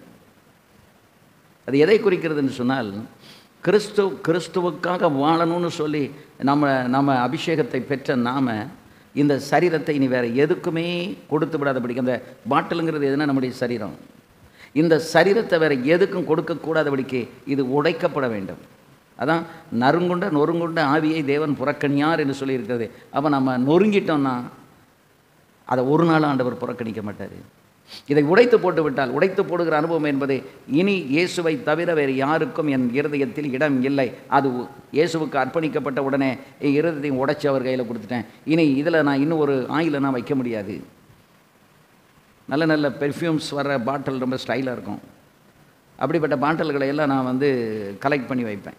ஏன்னா தேங்காய் எண்ணெய் ஊற்றி ட்ராவலிங்க்கு யூஸ் பண்ணுறதுக்காக அந்த பாட்டில் எல்லாத்தையும் எடுத்து வைப்பேன். அப்போ இந்த வேத பண்டிதர் எழுதும் பொழுது இந்த பாட்டிலில் திரும்ப ரீயூஸ் பண்ணக்கூடாது, மறுபடியும் அந்த பாட்டிலை யாரும் யூஸ் பண்ணிடக்கூடாதுன்னு சொல்லி அது உடைக்கப்பட்டது அப்படின்னு எழுதுறாரு. அதை நான் சிந்தித்து பார்த்தேன். ஆமாம், நல்ல பாட்டிலாம் அதை ஊற்றிட்டு அந்த பாட்டில் நம்ம கழுவி என்ன செய்கிறோம், நமக்கு வச்சுக்கிட்டோம். ஆனால் இப்போ இதே போல் நம்முடைய உள்ளம் என்னைக்கு கர்த்தருடைய ரத்தத்தினால் கழுவப்பட்டு அவருக்காக உடைக்கப்பட்டதோ அதுக்கப்புறம் இந்த உள்ளத்தில் வந்து வேறு யாருக்கும் இடம் கிடையாது. வேறு யாருக்குமே இந்த உள்ளத்தை நம்ம கொடுக்க முடியாது. இயேசு ஒருவருக்கு தான். அதுதான் 100% அர்ப்பணிக்கப்பட்ட ஒரு வாழ்க்கை. ஆகவே இதில் எவ்வளவு எளிதாக சாத்தான் வந்து இந்த யூதாசை வஞ்சித்து போடுகிறான். ஒரு 30 வெள்ளிக்காசுக்காக அவன் வஞ்சிக்கப்பட்டு போகிறான். இங்கேயும் கமெண்ட் பண்ணுறான். இதை ஏழைகளுக்கு 300 பணத்துக்கு விற்று ஏழைகளுக்கு என்ன செஞ்சுருக்கலாம், கொடுத்துருக்கலாமே அப்படின்னு சொல்லி அவன் ஒரு கமெண்ட் அடிக்கிறதையும் அங்கே நம்ம பார்க்குறோம். அவன் பணப்பையை சுமந்து கொண்டிருந்தபடினாலும் அப்படின்னு அவனை சொல்லியிருக்கிறது. அப்போ இந்த நற்செயலுக்கு ஆண்டவர் சொன்னார், இவ்வளோ நீ விட்டுரு, இது எதற்காகனா நான் அடக்கம் பண்ணப்படுவதற்கு எத்தனமாக இதை அவள் செய்தாள் அப்படின்னு சொல்லி அங்கே ஆண்டவர் சொல்லுகிறத நம்ம அங்கே பார்க்குறோம். ஆகவே இந்த வஞ்சனைங்கிறது இயேசு கிறிஸ்துவோடு கூட இருந்த ஒருவனே வஞ்சிக்கப்பட்டு போனான் அப்படின்னு சொன்னால் நீங்களும் நானும் வஞ்சிக்கப்படுவது ரொம்ப எளிதான ஒரு காரியம். அதில் நாம் கவனமாக இல்லாவிட்டால் நிச்சயமாகவே எவனாக இருந்தாலும் எதுக்குள்ளே போயிடுவோம், வஞ்சனைக்குள்ளே போயிடுவோம். அதுக்கு அடுத்தாற் போல் இந்த சாத்தானுடைய நோக்கம் என்ன? சாத்தான் ஏன் வந்து யூதாசுக்குள்ளே புகுந்து இயேசுவை காட்டி கொடுக்க முற்பட்டான்? அதுக்குள்ளே இருக்கக்கூடிய அர்த்தம் என்ன பாருங்க. அவன் மேலே பரலோகத்தில் இருக்கும்போது பிதாவினுடைய அந்த சிங்காசனத்தை ஆராதனை கூடத்தில் ஏறணும், அதை பிடிக்கணும்னு அவன் நினச்சான். இங்கே வந்த பிறகு இயேசு கிறிஸ்துடைய ஊழியத்தில் ஒவ்வொரு நாளும் அவன் பரிசெயர், சதுசெயர், வேதபாரகர், நியாய சாஸ்திரிகள், பிரதான ஆசாரிகள் இந்த 5 குரூப்பை கொண்டு அவருக்கு என்ன பண்ணிக்கிட்டே இருந்தான்? இடையூறு கொடுத்துக்கிட்டே இருந்தான், டிஸ்டர்ப் பண்ணிக்கிட்டே இருந்தான். இன்றைக்கி பரிசெயர்கள் வந்தால் நாளைக்கு சதுசெயர்கள், அதுக்கடுத்த நாள் வேதபாரகர், இப்படி மாற்றி மாற்றி அவரிடத்துல வந்து கேள்வி கேட்குறதும் அவரை ஃப்ரீயாக அவங்க இருக்க விடலை. ஆனால் அத்தனை பேருக்கும் இயேசு கிறிஸ்து என்ன கொடுத்தாரு? பதிலை கொடுத்து கொண்டே இருந்தார். அப்போ ஊழியத்தில் இடையூறு என்பது வராமல் இருக்காது, இடையூறு வரத்தான் செய்யும். அந்த இடையூறுகளை கொடுக்குறவன் யார்? சாத்தான். யார் மூலமாக கொடுப்பான்? இதை மாதிரி பரிசெயர் சதியர் அன்னைக்கு இருந்தாங்க, இன்றைக்கி உங்களுக்கு எனக்கு பரிசெயர் கிடையாது. அதே ஊழியக்காரங்களை வச்சு தான் நமக்கு கொடுப்பான். அது நாம் ரொம்ப கவனமாக எச்சரிக்கை. எப்படி இயேசு கிறிஸ்து 3 வருஷம் இவங்களையெல்லாம் கையாண்டு இவங்களுடைய வஞ்சனைக்குள்ளே போய் சிக்காமல் அவர் அவ்வளோ பேத்தையும் தள்ளி விட்டுட்டு இவர் எப்படி சிலுவைக்கு போனார்? சிலுவைக்கு அவர் போனதே அவருடைய அந்த ரிடம்டிவ் பிளானுடைய பயங்கரமான ஒரு வெற்றி. மீட்பின் திட்டத்தை வெற்றிகரமாக முடித்தார் என்று சொன்னால் அவர் சிலுவையில் போய் தன்னை அர்ப்பணித்து சிலுவையில் அரைஞ்சாங்கல்ல, அரைந்து அவர் ரத்தம் சிந்தி மரித்தாரே, அதுதான் பிதாவினுடைய திட்டம் பூரணமாக நிறைவேறிச்சு. அந்த திட்டத்தை தடுக்கிறதுக்கு தான் 3 வருஷமாக அவன் முயற்சி பண்ணான். யார்? பிசாசு. ஆனால் ஜெயிக்க முடியல. இறுதியாக ஒரு முறை அவன் முயற்சி பண்ணான். இப்போ இயேசு கிறிஸ்துவ வந்து சிலுவையில் அரைந்து அவர் மரிப்பார்னு சாத்தானுக்கு தெரியுமா தெரியாதான்?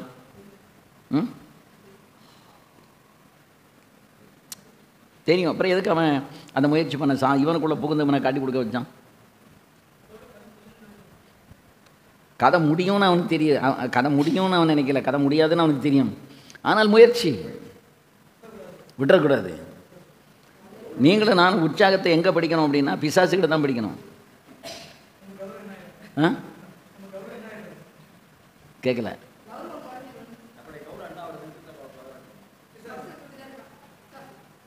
பிசாசு வந்து தோற்று போனவன் என்று தெரியும் அவனுக்கு. தான் தோற்று போவேன் என்று அவன் அறிவான். அதாவது சமீபத்தில் பாசை எங்கள் வீட்டுக்கு வந்திருக்கும்போது ஒரு வாலிப பிள்ளைக்கு ஒரு பிசாசு அட்டாக் ஆகிட்டு. நல்லா படிக்கிற பிள்ளை, நீட்டுக்காக இப்போ ப்ரிப்பேர் பண்ணிக்கிட்டு இருக்கான். பயங்கரமான ஒரு பிசாசினுடைய ஒரு போராட்டம். அந்த நேரம் தான் பாஸ்டர் அங்கே வந்திருக்காங்க, பாஸ்டர் சிஸ்டர் அங்கே இருக்காங்க. நாளில் அடித்து எல்லாம் ஒரு 2-3 நாளாக போராடி அப்புறம் விரட்டியாச்சு. வீட்டுக்கு போயிட்டாங்க. மறுநாள் பைபிள் ஸ்டடி. அந்த பைபிள் ஸ்டடிக்கு அன்றைக்கி பாஸ்டர் தான் பைபிள் ஸ்டடி எடுத்தாங்க. அதில் வந்து அவள் உட்காந்தா. பைபிள் ஸ்டடி முடிஞ்ச உடனே ஆரம்பிச்சிட்டா திரும்ப. அப்போ அவளை அந்த ஆவியை விரட்டிக்கிட்டு இருக்கும்போது அவள் சொன்னால், நீ லேசாக நினைக்காத, நான் இப்போ பயங்கரமான பலத்தோடு வந்திருக்கேன், 7 பேர் வந்திருக்கோம் அப்படின்னா. சரி, அதனால ஒன்றும் பிரச்சனை இல்லை, நீ எத்தனை பேரும் வாங்க, இப்போ நீ வெளியே போகணும் அப்படின்னு சொல்லிகிட்டு இருக்கோம். கேஷுவலாக பேசிக்கிட்டு இருக்கோம். பேசிகிட்டே இருக்கும்போது, உனக்கு ஒன்று தெரியுமா, இந்த உலகம் எனக்குள்ள நீ போன்னு சொல்லியே நான் எங்கே போக, இந்த உலகமே எனக்குள்ளே தெரியுமா? நான் சொன்னேன், எனக்கு நல்லா தெரியும், இந்த உலகம் பிசாசின் கையில் ஒப்பு கொடுக்கப்பட்டிருக்குன்னு பைபிளில் எழுதியிருக்கு, எனக்கு நல்லா தெரியும்.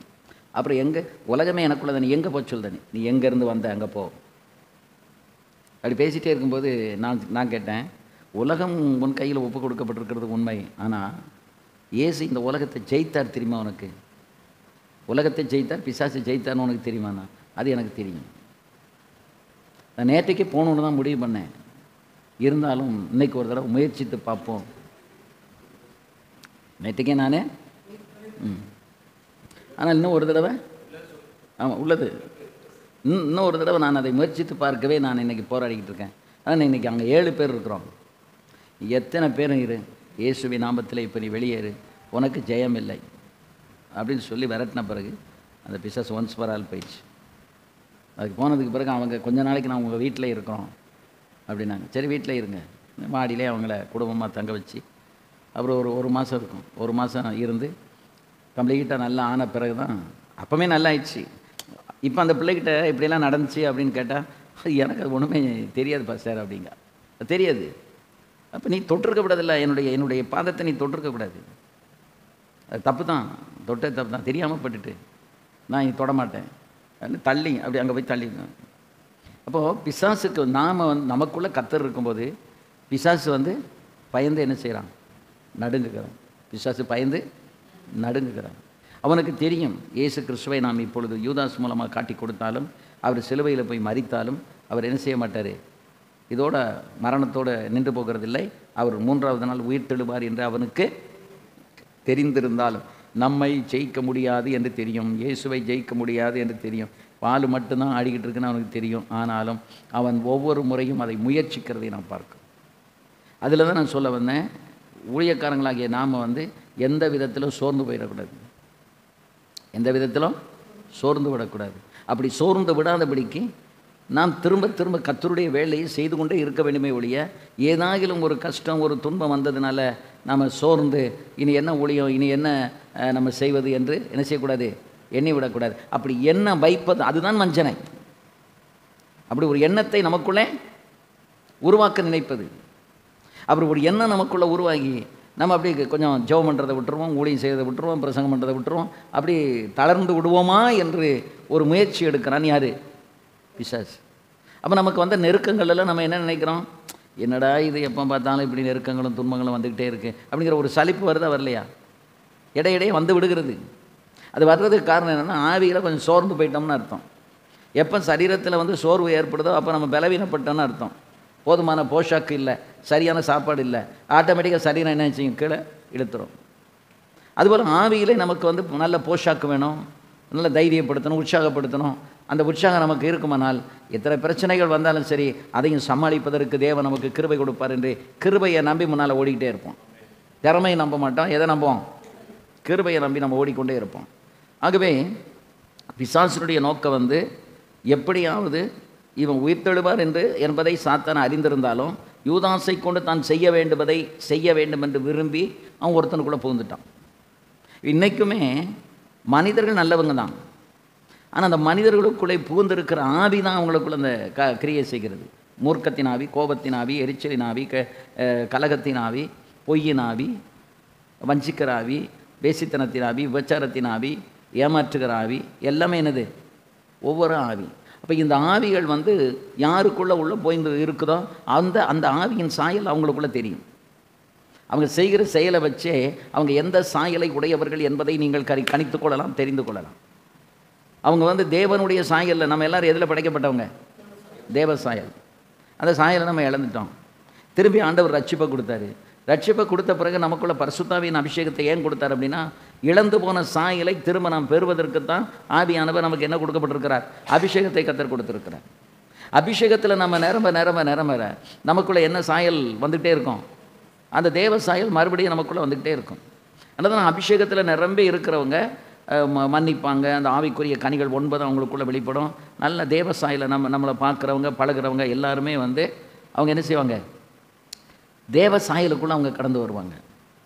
எந்த ஒரு மனுஷனாக இருந்தாலும் நம்மக்கிட்ட பழகுனா அவங்களுக்குள்ளே இருக்கிற கெட்ட குணம் போகணும், அவங்களுக்குள்ளே இருக்கிற கெட்ட குணம் போகும். அப்படி போகலை, அப்படி இருக்கிறாங்க அப்படின்னா அவங்க சரியாக தன்னை கர்த்தருக்கு அர்ப்பணிக்கலைன்னு அர்த்தம். ஒரு பட்டா விஷயமாக, கிரேவியார்டு விஷயமாக ஒரு சகோதரன் என்னை அடிக்கடி பார்ப்பார். டெய்லி ஆல்மோஸ்ட் இந்த ஆப்ரேஷன் பண்ண இந்த காலத்தில் ஒரு டெய்லி என்னை சந்திப்பார். ஒரு நாள் சொன்னார், பாஸ்டர் மேடம் பேசிகிட்டு இருக்கும்போது, நம்ம இப்போ எனக்கு பொய் சொல்கிறதுக்கே ரொம்ப கஷ்டமாக இருக்குது, எனக்கு பொய் சொல்ல முடியலை, பயமாக இருக்குது அப்படின்னாரு.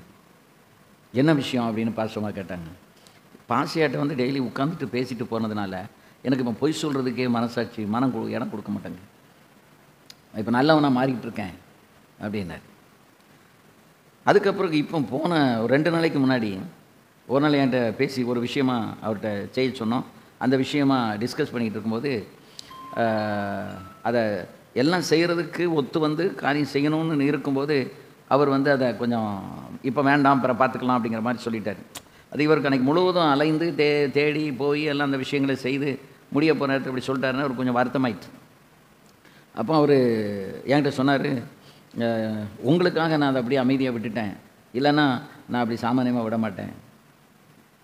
அவர் சொன்னார், வீட்டில் இருக்கும்போதும் மானாங்கனியாக பேசிடுவேன்னா கெட்ட வார்த்தை சொல்லி ஏசிடுவேன். என் பிள்ளைகள் இருந்தால் என்னப்பா எங்களை வச்சுட்டு பேச, சரிம்மா மன்னிங்க நான் கோபத்தில் பேசிட்டேன்னு அப்படி சமாளிச்சுட்டு போயிடுவேன். ஆனால் அன்றைக்கி இப்போ ஒரு கிட்டத்தட்ட ஒரு 10 நாளாக வீட்டில் ஒரு நாளும் நான் ஒரு கெட்ட வார்த்தை கூட பேசலை. அப்போ எங்கள் மனைவி என்கிட்ட கேட்டாங்க, என்ன உங்கள் நாக்கையே வெட்டி போட்டேலா, அது கழுவிட்டேலா, கழுவி துறை போட்டேலா, ஒரு வார்த்தை கூட இப்போ என்ன வரல, கெட்ட வார்த்தையே வரலையே அப்படின்னு மனைவியும் பிள்ளைகளும் இங்கே கேட்டிருக்காங்க. இப்போ அவர் சொன்னாராம், இனி பேச முடியாதுமா, ஏன்னா நான் ஒரு பெரிய ஒரு போதகரை சந்திச்சுக்கிட்டே இருக்கேன், அவர்கிட்ட போய் உட்காந்து பேச பேச எனக்கு உள்ளூர சில மாற்றங்கள் வருகிறத நான் பார்க்குறேன். நான் உள்ளூர மாற்றங்கள். அப்போ நம்மக்கிட்ட வந்து உட்காந்து பழகிறவங்க பேசுகிறவங்க அவங்க என்ன செய்யணும், மாறணும். ஏன்னா இயேசு அது தானே செய்தார் சீஷர்கிட்ட, தன்னோட கூட அவர் வைத்திருந்தார்ல. எதுக்காக வச்சுருந்தார்?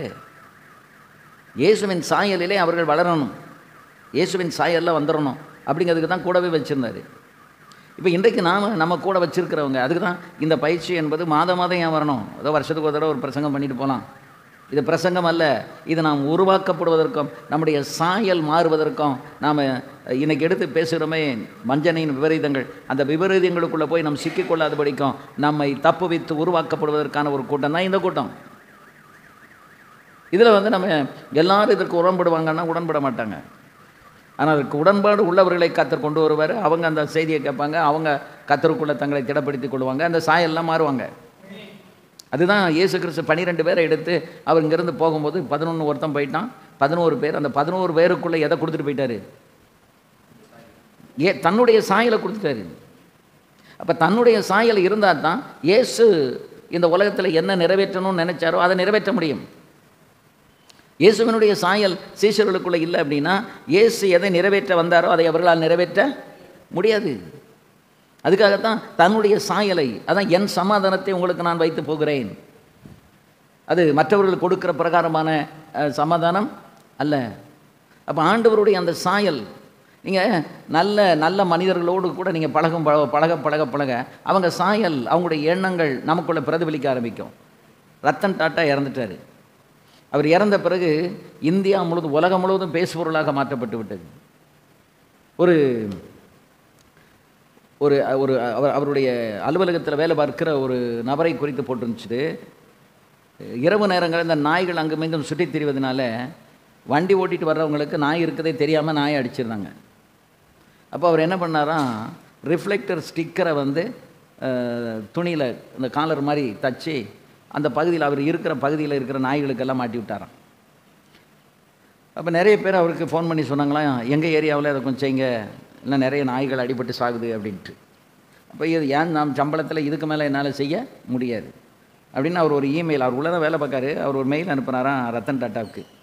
ஐயா, இந்த மாதிரி நான் ஒரு காரியம் செய்துக்கிட்டு இருக்கேன், எனக்கு என் சம்பளத்தில் இதுக்கு மேலே வந்து செய்ய முடியலை, எனக்கு எல்லோரும் இப்படி கேட்குறாங்க, இந்த நாய்க்கு ஒரு காலர் வச்சு இது பண்ணால் நல்லது அப்படின்ட்டு. இப்போ நிறைய நாய்கள் அடிபட்டு சாகிறதில்ல வாகனத்தில் அப்படின்னு. உடனே ரத்தன் டாட்டா அவரை கூப்பிட்டு பாராட்டி அவருக்கு ஒரு ஃபண்டு கொடுத்து, சரி இந்த நான் கொடுக்குற இந்த ஃபண்டிலேருந்து நீ இதை செய் அப்படின்னு சொல்லி அப்படி, ஏன்னா அவர் 2 நாய் வளர்த்தாராம். அந்த நாய் வந்து அவர்கிட்ட ரொம்ப அன்பாக இருக்குமா. கிங் சார்ல்ஸ் வந்து ஒரு ப்ரோக்ராமுக்கு இங்கிலாண்டுக்கு கூப்பிட்டாராம். இவர் புறப்படும்போது அந்த நாய் விடவே மாட்டேன்ட்டான், அதை விட்டுட்டு இவர் போகவே முடியலையாம். உடனே அவர் அங்கே ஃபோன் பண்ணி சொன்னாராம், வெரி சாரி, இந்த மாதிரி என்னுடைய டாக் வந்து என்னை விட மாட்டேங்குது, இது முக்கியமான ஃபங்க்ஷன், ஆனால் என்ன செய்யணும் எனக்கு தெரியல, சாரி என்னை மன்னிச்சுக்கிடுங்க அப்படின்னாராம். உடனே கிங் சார்ல்ஸ் சொன்னாராம், பரவாயில்ல, நீங்கள் வளர்க்குற ஒரு நாய்க்கு இவ்வளோ தூரம் ஒரு முக்கியத்துவம் கொடுக்குறீங்க, ஒரு மிருகஜீவனுக்கு, அதை நான் பாராட்டுறேன், பரவாயில்ல, நீங்கள் வரலன்னா பரவாயில்லன்னு சொல்லி சொன்னாராம். அந்த மாதிரி மனித நேயத்தோடு மட்டுமில்லை, மிருகங்களுக்கும் ஒரு அன்பை வெளிப்படுத்தி அந்த மிருகங்களுக்கும் நிறைய சேவைகளை செய்திருக்கிறார் அப்படிங்கிறத அவருடைய வரலாற்றில் படிக்கும்போது, யாரெல்லாம் அந்த டாட்டா இன்ஸ்டியூட்டில் அல்லது கன்சல்டண்ட்டில் நிறுவனங்களில் 186 நிறுவனம் இருக்குது, அதில் யாரெல்லாம் வந்து வேலை செய்கிறாங்களோ அத்தனை பேருக்குள்ளே என்ன சாயல் இருக்கிறத பார்க்கலாம். டாட்டாவுனுடைய சாயல். எனக்கு அது வந்து ஒரு பெரிய ஒரு தத்துவத்தை நான் புரிஞ்சுக்கிட்டேன். ஒரு 186 நிறுவனங்கள் உள்ள ஒருவர் ஒரு மாதிரியை காண்பித்து போயிருக்கிறார். தன்னுடைய லாபத்தை முழுவதும் எடுத்து உலகத்திலே பெரிய பணக்காரன் ரத்தன் டாட்டா. ஆனால் அந்த பணக்காருடைய வரிசையில் அவர் முதலிடத்தில் வரல. அம்பானியை விட எவ்வளவோ சொத்து அதிகம் உள்ளவர். ஏன்னா அவருடைய வருமானம் முழுவதையும் அவர் எதுக்கு கொடுக்குறாரு? ஏழைகளுக்கும் ஊனமுற்றோருக்கும் கஷ்டப்பட்டவங்களுக்கும் அதில் பெரும்பகுதி அவர் கொடுக்குறாரு. ஜூடியோன்னு ஒரு கடை நிறைய இடங்களில் ஆரம்பிச்சிருக்கு. ஜூடியோ அப்படின்னா என்ன அப்படின்னா 3000, 4000, 5000க்கு விற்கக்கூடிய அதே தரத்தில் உள்ள துணிமணிகளை 700 ரூபாய்க்கு 1000 ரூபாய்க்கு கீழே அல்லது 1200 ரூபாய்க்கு கொடுக்க வேண்டும் என்று சொல்லி அவர் அந்த கடையை ஓப்பன் பண்ணி இது ஆன்லைனில் கிடைக்கிது. ஆன்லைனில் யாரும் அந்த ஜூடியோவில் இருக்கக்கூடிய ட்ரெஸ்ஸை வாங்க முடியாது. அப்படி எல்லா இடங்களிலும் முக்கியமான இடங்களெல்லாம் அதை ஆரம்பித்து இன்றைக்கி ஏழை மக்களுக்கும் சாதாரண மக்களுக்கும் இது போய் சேரணும் அப்படின்னு சொல்லி அவர் இதை செய்து கொண்டு இருக்கிறத ராஜன் ஒரு நாள் என்கிட்ட சொன்னான். இந்த ஜூடியோவில் கடையில் வாங்கினா 3000 ரூபாய்க்குள்ள துணி நமக்கு 1000 ரூபாய்க்கு 1200 ரூபாய்க்கு கிடச்சிரும். தரமான நல்ல பொருள். அதனுடைய நோக்கம் என்ன அப்படின்னா எளியவர்களும் பெரிய பணக்காரர்கள் யூஸ் பண்ணுகிற பிராண்டட் அந்த ஐட்டத்தை இவங்களும் யூஸ் பண்ணணுங்கிறது தான் நோக்கம். அப்போ லாபத்தை அவர் முன் வைக்கலை. கிடைக்கிற லாபத்தை யாருக்கு கொடுக்குறாரு? ஏழை எளிய மக்களுக்கு போய் சேரணும்னு அவர் நினைக்கிறார். அதுதான் ஒரு பெரிய ஒரு நல்ல நோக்கம். அந்த நல்ல நோக்கம் அவருக்குள்ளே இருந்ததை அவர் எல்லாத்திட்டையும் அவர் கீழே தான் உட்கார் வரான். அவரை குறித்து சொல்லியிருக்கு, அவர் அவ்வளோ பெரிய மனுஷன் கீழே தான் நினச்சி வரான். அவர் உட்கார் வரான். அவர் வந்து அந்த ஃபேக்ட்ரிக்கு போகும்போது தொழிலாளிகள்லாம் சாப்பிடுகிற அந்த இடத்துக்கு கரெக்டாக அந்த சாப்பாட்டு நேரத்துக்கு போகிறான். அந்த தொழிலாளிகளோடு தான் போய் நின்னோ உட்காந்தோ சாப்பிடுவாராம். அவர் கடைசி வரைக்கும் ஒரு ஏழைகளின் ஒரு மனிதனாகவே அவர் காணப்பட்டிருக்கிறார். அப்போ இன்றைக்கு அவருடைய நிறுவனத்தில் வேலை செய்தவர்களுக்குள்ளெல்லாம் என்ன வந்து விட்டது? ரத்தன் டாட்டாவுடைய சாயல். ஒரு ரத்தன் டாட்டா மரித்தாலும் இன்றைக்கி எத்தனையோ ரத்தன் டாட்டாவுக்குரிய சாயல் இன்றைக்கி அங்கே வேலை செய்யக்கூடியவங்களுக்குள்ளே வந்துருச்சு. இப்போது அவர் சாக்கும்போது அவர் சொன்ன காரியம் என்ன அப்படின்னா, ஒரு நிறுவனத்தில் கூட லீவ் விடக்கூடாது. ஐசியூவில் அவர் இருக்கும்போது என் மரண செய்தியை கேட்ட உடனே யாருமே நம்ம ஃபேக்ட்ரிகளுக்கோ நிறுவனங்களுக்கோ என்ன செய்யக்கூடாது? சாஃப்ட்வேர் நிறுவனங்கள் எல்லாத்துக்குமே லீவ் விடக்கூடாது. ஒன்று. இரண்டாவது, ஒரு நிறுவனத்திலிருந்தும் என் மரண செய்தியை நீங்கள் பேப்பரில் பணம் செலவழித்து அட்வர்டைஸ் பண்ணக்கூடாது. மற்றவங்க என்னை பற்றி போடட்டும், அதை பற்றி பிரச்சனை இல்லை. ஆனால் நீங்கள் நம்ம நிறுவனத்திலிருந்து இந்த 186 நிறுவனத்திலிருந்து என்ன செய்யக்கூடாது? போடக்கூடாது. யாருமே போடலை. அன்றைக்கி லீவும் விடலை. அப்போ உலகத்தில் வாழ்கிறதுங்கிறது பெரிய காரியம் இல்லை. நல்ல நோக்கத்தோடு வாழ வேண்டும். நல்ல நோக்கத்தை நாம் மற்றவங்களுக்கு நம்ம வெளிப்படுத்தணும். அது ரொம்ப முக்கியமான ஒரு விஷயம். அப்படின்னா தான் இந்த உலகத்தில் நாம் மரித்த பிறகும் பேசுவாங்க. இப்போ ரத்தன் டாட்டா உயிரோடு இருந்ததை விட உயிரோடு இருக்கையில் நான் ரொம்ப அவரை பற்றி பேசலை. ஆனால் இப்போ அவர் மரித்த பிறகு அவருடைய செய்திகளை நிறைய ஒவ்வொருவரும் ஷேர் பண்ணும்போது பார்க்கும்போது அவருடைய நல்ல குணங்கள் நல்ல சுவாபங்கள் எப்படியெல்லாம் ரிஃப்ளெக்ட் ஆகிருக்குது, என்னென்ன கோணங்களில் போயிருக்குங்க பார்க்கும்போது நான் நினைக்கிறேன், நான் இந்த உலகத்தில் இருந்து இந்த உலகத்தை விட்டு கடந்து போகும்போது ஒரு குறிப்பிட்ட மக்களுக்குள் எனக்குள்ளே இயேசுவின் சாயல் இருக்குது. அதுதான் பவுல் சொன்னார், நான் கிறிஸ்து இயேசுவை பின்பற்றுவது போல் நீங்கள் என்னை பின்பற்றுங்கள். அப்போ நம்ம இயேசு கிறிஸ்துவை பின்பற்றி அவருடைய சாயலை இந்த உலகத்தை நம்ம வெளிப்படுத்தி எல்லா கோணங்களையும் நம்ம பேச்சு, நம்ம நடக்க, நம்முடைய செய்கை, நம்முடைய ட்ரெஸ்ஸு, தலைமுடி வெட்டுறது, நம்ம மற்றவங்களுக்கு உதவி செய்கிறது, என்னென்னலாம் நம்ம ஆக்டிவிட்டீஸில் இருக்கோமோ அத்தனையில் எந்த சாயலை வெளிப்படுத்தணும்? கிறிஸ்துவின் சாயலை வெளிப்படுத்தி கிறிஸ்ததானோ என்று சொல்லக்கூடிய அளவுக்கு நாம் என்ன செய்யணும்? அந்த கிறிஸ்துவின் சாயலை நம்ம மூலமாக ரிஃப்ளெக்ட் பண்ணிகிட்டே இருக்கணும். அந்த இன்ஃப்ளூயன்ஸை மற்றவங்களுக்கு நம்ம கொடுத்தோம் அப்படின்னா மரித்த பிறகும் பேசுவதற்கு அங்கே இடம் உண்டு. அதுக்கு நிறைய தியாகம் பண்ணணும். இப்போ இந்த ஸ்திரீ வெளியேறப்பெற்ற நலதம் என்ற வெள்ளைக்கல் பரணியை கொண்டு அவருடைய பாதத்தில் அவள் உடைத்து தன் தலைமையினால் துடைத்தாள் என்று சொல்லப்பட்டிருக்கிறதே. இந்த செயலை அவள் செய்ததுனால தான் இன்றைக்கி 2024 வருஷத்துக்கு பிறகும் இன்றைக்கு இந்த நாகப்பட்டினத்தில் சிஸ்டர் ஞான சபையில் நடக்கிற இந்த கூட்டத்தில் இவளை பற்றி நம்ம பேசுகிறோம். அவருடைய பெயர் நமக்கு தெரியல, பட் அவருடைய நற்கிரி அங்கே எழுதப்பட்டிருக்கிறது. இந்த நற்கிரியை பேசுவதற்கு காரணம் என்னென்னா, ஒன்று அர்ப்பணிப்பு, தியாகம், தாழ்மை, இந்த 3 இருந்ததுனால தான் பேசப்படுகிறது. ஸோ இன்றைக்கு நமக்குள்ளே இதே அர்ப்பணிப்பு, தியாகம், தாழ்மை இந்த 3ம் இருந்தால் நம்ம மரித்த பிறகு என்ன செய்யப்படும்?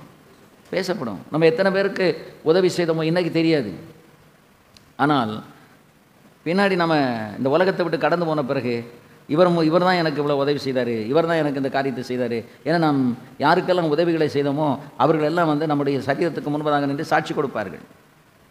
ஆகவே இந்த கடைசி காலத்தில் வந்து நம்ம இயேசுவின் சாயலை வெளிப்படுத்தணும் அப்படிங்கிறது நம்முடைய நோக்கமாக இருக்கணும்.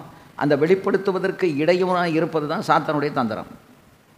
அந்த சாத்தானுடைய தந்திரங்கள் உங்களுக்கு தெரியாதவைகள் அல்லவே. அப்போ நமக்கு அதை தெரிந்து வைத்து அவன் தந்திரத்தில் போய் நம்ம சிக்கி சின்ன பின்னம் ஆகாதபடிக்கு நாம் நம்ம எச்சரிக்கையாக என்ன செய்யணும், கவனித்துக் கொள்ள வேண்டியது மிகவும் அவசியம். அதான் இயேசு கிறிஸ்துக்கிட்ட வந்து கேட்கும்போது அவர் சொன்னார், மரத்தை நாம் கனியினால் அறியலாம். மரத்தை எதனால் அறியலாம்னா கனியினால் அறியலாம். மரத்தை கனியினால் அறிவது போல மனிதர்களை அவருடைய வார்த்தை மற்றும் செயல்கள் அவருடைய நடவடிக்கைகளினால் நம்ம அறிய முடியும். ஸோ ஆவியின் நிறைவும் பகுத்தறிகிற வரமும் நமக்கு வேணும். ஊழியக்காரர்களை நாம் இந்த வஞ்சனைக்குள்ளே போய் சிக்கிக்கொள்ளாமல் இருக்கணும் அப்படின்னா நமக்கு என்ன வேணும்?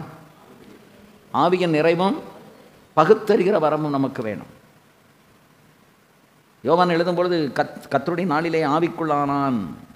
அந்த ஆவிக்குள் ஆகுதல் என்பது என்னன்னா, முழுமையாக நம்முடைய வாழ்க்கை முழுவதுமே அபிஷேகத்துக்குள்ளே நமக்கு இருக்க வேண்டும். அந்த அபிஷேகம் நிறைந்த ஒரு வாழ்க்கை, அபிஷேகத்தில் நிறைந்து வாழ்கிற ஒரு வாழ்க்கை. அந்த அபிஷேகம் நம்ம இந்த அந்நிய பாஷை பேசுகிறது ஏதோ நம்ம நினைக்கிறோம். எப்பெல்லாம் நம்முடைய உள்ளத்தில் ஆவியானவர் ஊற்றப்படுகிறாரோ அப்பெல்லாம் நமக்கு அந்த ஒரு நிறைவை வெளிப்படுத்துவது தான் அந்நிய பாஷை. அந்நிய பாஷை நம்ம ரொம்ப பேசுகிறோம் அப்படின்னாலே நமக்குள்ளே ஆண்டவர் ஒரு நிறைவை ஊற்றி கொண்டு இருக்கிறார் என்று அர்த்தம். நாம பேசுனா 2 வார்த்தையோட கட்டுக்கடையோடு நின்று போகும். ஆனால் ஆவியானவர் நமக்குள்ளே இறங்கி அவர் நமக்குள்ளே கிரியை செய்யும் பொழுது நம்மால் கட்டுப்படுத்த முடியாத அளவுக்கு நாம் அந்த அந்நிய பாஷையினால் பேசி கர்த்தரை துதிக்க நமக்கு ஒரு நல்ல மனசாட்சியும் மனதையும் கர்த்தர் தருகிறார் என்ன பார்க்கிறோம். ஆமென். குரமம கரதியான கலபஷ்யாலமா தூர்வியான கமன் தாக்குர பியான கலபரதியானமா அம்பரால ரபௌஷ பரபலரபௌடரதி கஞ்சால ருத்ரதி கந்தரரபா அம்பரபலரபா யாக்குனமியா ஷமா. அந்த நிறைவு உங்களுக்குள்ள வந்து நிறைவை நீங்கள் வெளிப்படுத்துகிறது தான் அந்நிய பாஷை. ரிக்காமா தூனமிக்க கராத்தியாரா அம்பரால ரபௌஷ பலபலரபா உரிக்கமா. பேசணுமேனு பேச வேண்டாம், பேசலாம் மற்றவங்க என்ன நினைப்பாங்கன்னு பேச வேண்டாம். ஆவியானவர் நமக்குள்ளே வந்து நமக்குள்ள அந்த நிறைவை தரும்பொழுது ஆட்டோமேட்டிக்காக நம்ம யாருக்காகவும் அல்ல நமக்காக நம்முடைய இருதயம் கொழுந்து விட்டு எரிகிறதை நாம் உணர்ந்திருக்க நம்ம சத்வர பலர கந்தர பௌடர விக்கலபா சாத்வரபா அம்பர பலர பௌஷபல பலர துர பிலரியாம் தர பௌடர விலரிக பலரு கமன கமாரியாம் தர பௌடர விலரிக பல மல மலரியா அவர பல பலர பௌடர வி அரப கபத்துர விலரிக கமன சபல ரதியாம் தர பௌடர விலரிக பல உலர. பிசாசுனுடைய ஒரு மகா பெரிய தந்திரம் தான் இந்த வஞ்சனை. மகா பெரிய தந்திரம்.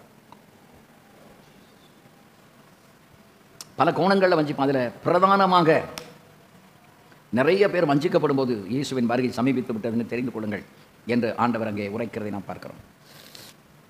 இப்போ இந்த வஞ்சிக்கப்படுறதுக்கு காரணம் என்ன? எதனால் நம்ம வஞ்சிக்கப்படுகிறோம்? ஒன்று, ஆதி அப்போஸ்தலருடைய உபதேசங்களை மாற்ற முற்படுவதால் ஏற்படுகிற ஆபத்து தான் வஞ்சனை.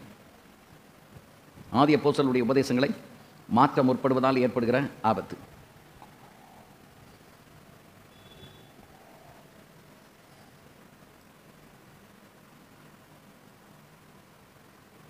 ஆதி அப்போஸ்தலருடைய உபதேசம் என்பது அது தேவன் கொடுத்தது. எந்த காலத்திலையும் தேவன் கொடுத்த உபதேசங்களை மாற்றுவதற்கு முற்படக்கூடாது. சொன்னது தான் அப்படின்ன மாதிரி ஆண்டவர் கொடுத்த அந்த உபதேசம், ஆவியானவர் திருச்சபைக்கு கொடுத்த அந்த உபதேசத்தை எந்த ஒன்றையுமே மாற்றுவதற்கு நாம் முயற்சிக்கக்கூடாது. காலத்துக்கு ஏற்றபடியெல்லாம் ஆவியானவர் மாற மாட்டார், ஆண்டவர் மாற மாட்டார். ஆண்டவர் சொல்கிறார், நேற்று மீண்டும் என்றும் நான் மாறாதவராக இருக்கிறேன் அப்படின்னு சொல்லிட்டார். நீங்கள் காலம் மாறலாம், உங்கள் நாகரிகம் மாறலாம், உங்கள் ட்ரெஸ் மாறலாம். இன்றைக்கி சிப்பா போடலாம், நாளைக்கு நீங்கள் டை கட்டலாம், கோட்டு போடலாம், அது நீங்கள் மாறிக்கிடலாம். ஆனால் நீங்கள் கை கொள்ள வேண்டிய உபதேசம் மாற்றப்படவே முடியாது, அது மாற்றவே முடியாது. அதை மாற்றுவதற்காக நாம் முயற்சிக்கும் போது தான் நாம் இந்த வஞ்சனைக்குள்ளே போய் நாம் சிக்கிக்கொள்கிறோம். அதற்கு நம்ம ஒரு காலம் என்ன கொடுத்து விடக்கூடாது? இடம் கொடுத்து விடக்கூடாது. அதுக்கு நம்ம இடமே கொடுக்க, அந்த காலத்தில் இருந்த பரிசுத்தவான்கள் எல்லாம் இந்த மாதிரி காலத்துக்கு தகுந்த மாதிரி நம்ம மாறணும்னு சொல்லி யாருமே மாறலை. 1923 35 40 50களில் ஊழியத்துக்கு வந்த பரிசுத்தவான்கள் கிட்டத்தட்ட 88 99 2000 வரைக்கும் அவர்கள் வாழ்ந்து மரிக்கும்போது காலங்கள் மாறித்தான் போயிருந்தது, நாகரிகம் வந்து தான் இருந்தது. ஆனாலும் கூட அவர்கள் கை கொண்ட அந்த உபதேசத்தை அவர்கள் மாற்றவே இல்லை. ஆமாம், பரலோகத்துக்கு போகணும் அப்படின்னா நீங்கள் ஸ்ட்ரிக்டாக இருக்கக்கூடாது, லூஸாக விடுங்க. அப்போ தான் லூஸுகளாக வந்து சேரும் பரலோகத்துக்கு. பரிசுத்தவான்கள் வர மாட்டாங்க, லூஸுகளாக வந்து சேரும். மென்டலு லூஸு இப்படிப்பட்டதெல்லாம் வந்து பரலோகத்துக்கு வந்து சேரும். ஏன்னா உங்கள் நோக்கம் வந்து சபையை பெருக்கணும், சபையில் கூட்டம் சேர்க்கணும். ஆனால் அந்த சபையில் இருக்க கூட்டம் பரலோகத்துக்கு வரக்கூடாது. சபையில் என்ன வரணும்? எல்லாம் கலையாக இருக்கும். அந்த கலை இருந்தாலும் பரவாயில்ல, எனக்கு காணிக்க போதும் அப்படின்னா நீங்கள் உபதேசத்தை மாற்றிக்கலாம், விட்டு பிடிக்கலாம். ரட்சிக்கப்படுகிறவர்களை கர்த்தர் அனுதினமும் சபையில் சேர்த்து கொண்டு வந்தார். சபைக்கு ஒரு கூட்டம் வரும், ரட்சிக்கப்படாமலே வருவாங்க. ஆனால் ரட்சிக்கப்படாமலே வந்தவங்களும் என்ன செய்யணும்? ரட்சிக்கப்படணும், ஞானஸ்நானம் எடுக்கணும், அபிஷேகம் பெறணும். இல்லை, ரட்சிப்பு கூட நம்ம நடத்தணும். அவர் கேட்குறதுன்னா சபையில் ஜனங்களை இப்போ வரக்கூடாதான்னா வரட்டும், ரட்சிக்கப்படாதவங்களும் வரட்டும். உபதேசத்தை கேட்டு சுவிசேஷத்தை கேட்டு அவங்க ரட்சிக்கப்படட்டுமே. ரட்சிக்கப்பட்டால் தானே நம்ம ஞானஸ்நானம் கொடுக்க போகிறோம். ரட்சிக்கப்பட்டால் தானே நம்ம கம்யூனியன் கொடுக்க முடியும். எதனா கம்யூனியன் கொடுக்க மாட்டோமே, அங்கே தான் ஒரு செக் பாயிண்ட் வச்சுருமே. இப்போ நமக்கு கூட்டம் வரணும்னு என்ன அவசியம் இருக்குது? கர்த்தர் யார் யாரை சித்தமாக இருக்கிறோ ரட்சித்து எந்தெந்த சபையில் கொண்டு சேர்க்கணுமோ அந்தந்த சபையில் கொண்டு அவர் சேர்த்துருவார். நம்ம கையில் கொடுக்கப்பட்ட ஆத்மாவை உத்தரவாதத்தோடு என்ன செய்யணும்? நம்ம மேய்க்கணும். மேய்த்து பரலோகத்தில் கொண்டு போய் சேர்க்கணும். நம்ம சபையில் இருக்கிறவங்க மரித்து போனாலும் கர்த்தருக்குள்ளே மரிக்கிறாங்களா, பரிசுத்தமாக இருக்காங்களா, பரிசுத்த ஜீவியம் செய்கிறாங்களா, இதில் நம்ம ரொம்ப கண்காணிப்பாக இருக்கணும். இதைத்தான் நாம் கண்காணிக்கிறோம். ஏன்னா சபைக்கு நம்மை கண்காணிகளாகத்தான் வைத்திருக்கிறார். நாம் இதை கண்காணித்து கொண்டே வரணும். யாராவது வஞ்சிக்கப்பட்டு கிடக்காங்களா? நிறைய இன்றைக்கி விசுவாசிகள் வஞ்சிக்கப்பட்டு ஏமாந்து கிடக்கிறது இன்றைக்கி நம்ம பார்க்குறோம். காரணம் என்ன? அதுக்கு தான் நான் சொன்னேன். ஒன்று, ஆதி அப்போஸ்தலருடைய உபதேசத்தை மாற்ற முற்படுவது. இரண்டாவது, ஆவி சரியில்லாத நபர்களுடன் நட்பும் ஐக்கியம் வைத்துக் கொள்வது. ஒரு ஆளுக்குள்ளே ஆவியின் அனுக்கிரகம் இல்லை, அபிஷேகம் இல்லை அப்படின்னு தெரிஞ்சுட்டு அப்படின்னா தயவு செய்து அப்படிப்பட்ட நபரை விட்டு எவ்வளவு சீக்கிரத்தில் நீங்கள் வெளியேறணுமோ அவ்வளோ சீக்கிரத்தில் நீங்கள் வெளியேறணும். அவர்களோடு போய் இருந்தாலே அந்த துருபதேசத்தினுடைய ஒரு ஆவி, வஞ்சனையின் ஆவி அந்த நபர்களை பிடித்துக்கொள்ளும். பட் அவங்கள விட்டு அதை விரட்டுறது ரொம்ப ரொம்ப கஷ்டம். மனுஷன் ஒன்றைத்தான் மெயினாக வைப்பான். என்னென்னா, நமக்கு பணம் கிடைக்குதா, அது யாராக இருந்தாலும் சரி, யார் கூட வேணாலும் பழகலாம். நம்ம பணம் நமக்கு கிடைக்குதா, அதில் தான் நம்ம குறியாக இருப்போம். பணம் மட்டும் நமக்கு ஒன்றும் செய்ய முடியாது. பணத்தை வைத்தவர்கள் அதையும் அனுபவிக்க முடியல. இதை விட பணம் சம்பாதிச்சு ஒன்றுமே அனுபவிக்காமல் போன ஒரு ஸ்திரீ உலகத்தில் வேறு யார் இருப்பான்? அவ்வளவு சம்பாதிச்சாங்க. ஹைதராபாத்தில் ஒரு திராட்சை தோட்டம், அங்கே ஒரு வீடு, அப்புறம் கொடநாட்டில் ஒரு வீடு, பங்களா, அதெல்லாம் கொள்ளையடித்த மாதிரி அடித்து வாங்கினாங்க. அதுக்கப்புறம் ஓஎஸ் தோட்டத்தில், அப்புறம் இன்னொன்று சிறுதாவூர், அங்கே ஒரு பங்களா. இப்படி எல்லா இடத்துலையுமே பெரிய பெரிய பங்களாக்களை கட்டினாங்க. ஆனால் எதுலேயுமே அவங்க வாழலை, எதுலேயுமே சரியானபடி வாழலை. ரொம்ப நாள் இருந்தது இந்த ஓஎஸ் கார்டன் தான். அதுக்கப்புறம் ரெஸ்ட் எடுக்கணுன்னா போனது கொடநாடு ஸ்டேட்டு. இப்போ நீங்கள் பார்த்தீங்கன்னா எந்த வீட்லேயுமே யாருமே இல்லை, எந்த வீட்லேயுமே. ஆமாம், ஓஎஸ் கார்டன் அவங்க தீபாவுக்கு இதாச்சுது. இப்போ அந்த அம்மா தீபா அங்கே அந்த வீட்டில் இருக்காங்களான்னு தெரியலை. அதை பற்றி ஒரு அணக்கமும் இல்லை. ஏன் அப்படின்னா, இவ்வளவு சொத்துக்களை சேர்க்கணுங்கிறது முதல்ல என்னதுன்னா அது ஒரு வஞ்சனை. 1.5 இட்லி 2 இட்லி சாப்பிட்ற மனுஷனுக்கு எதுக்கு 100 இட்லி முன்னால் கொண்டு வச்சுட்டு பார்த்துக்கிட்டே இருக்கணும்னு நினைக்கிறது எதுக்காக? நம்ம சாப்பிட போகிறது எவ்வளவு? 1.5 இட்லின்னா 2 இட்லி. ஆனால் நமக்கு முன்னால் எவ்வளோ குமிச்சு வச்சுருக்கு? 100 இட்லியை குமிச்சு வச்சுருக்கு. இத்தனை இடங்களில் வீடு பங்களா எல்லாம் வாங்கி எதுலையாவது இருக்க முடிஞ்சதா? கிடைச்சா அவங்க கொஞ்ச நாள் எங்கே போய் இருந்துட்டு வந்தாங்க?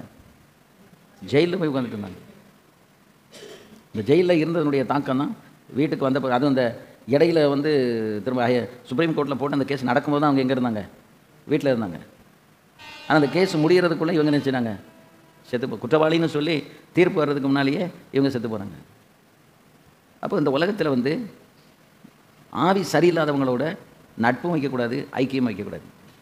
அதில் நீங்கள் ரொம்ப கவனமாக இருந்தீங்கன்னா கடைசி வரைக்கும் நீங்கள் வஞ்சிக்கப்பட மாட்டீங்க. இல்லை அப்படின்னா எதுக்காகவும் யாருக்காகவும் நாம் இப்படிப்பட்ட நபர்களோடு நாம் சேர வேண்டும் என்றும் ஐக்கிய வைக்க வேண்டும் என்றோ நாம் முயற்சிப்பது அது நம்மளையே நம்ம காலையை நாம் தரித்து கொள்வதற்கு சமானம். அது வேறு வழியே கிடையாது. அவங்க அதை எல்லாம் செய்வாங்க. ஆனாலும் அவங்களுடைய நடவடிக்கையிலேருந்து நீங்கள் டிசைன் பண்ணணும், பகுத்தறியணும்.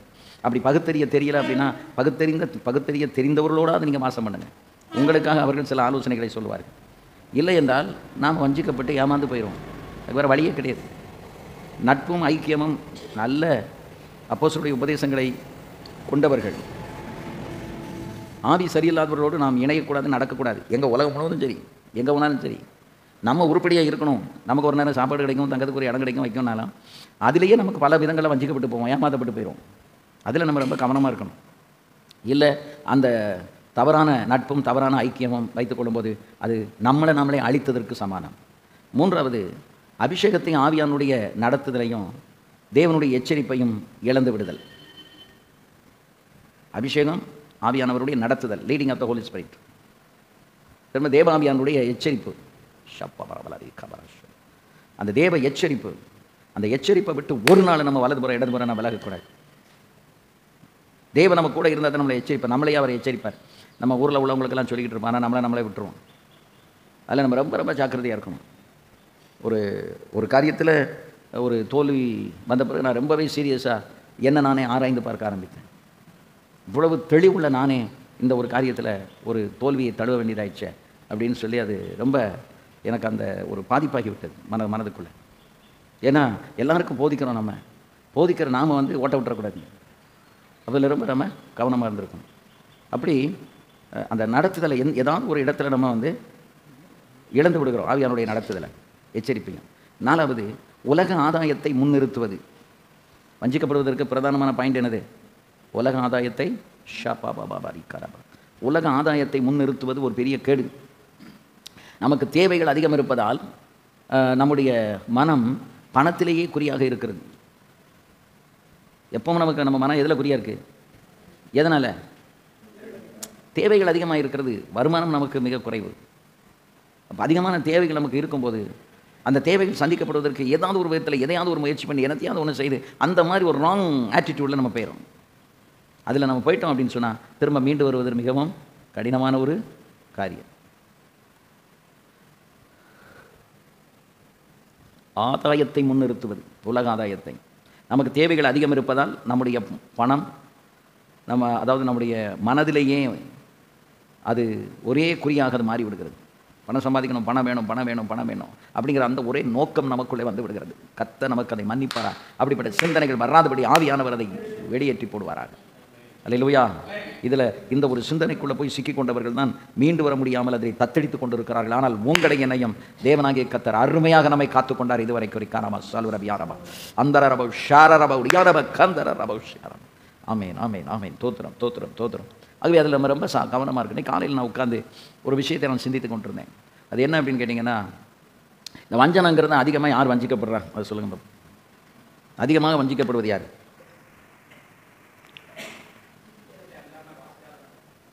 எப்படி?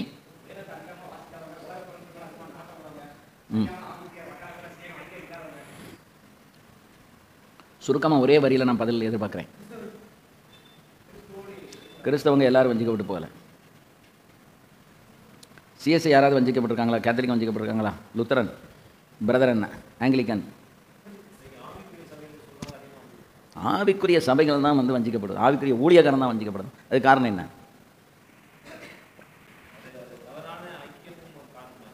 ஒன்று அதை நான் சொல்லிட்டேன். சிஎஸ்ஐ, லுத்தரன், மெதடிஸ்ட்டு இப்படி இவங்கெல்லாம் வந்து இந்த நம்மளை மாதிரி வஞ்சனைக்குள்ள போய் சிக்க மாட்டாங்க.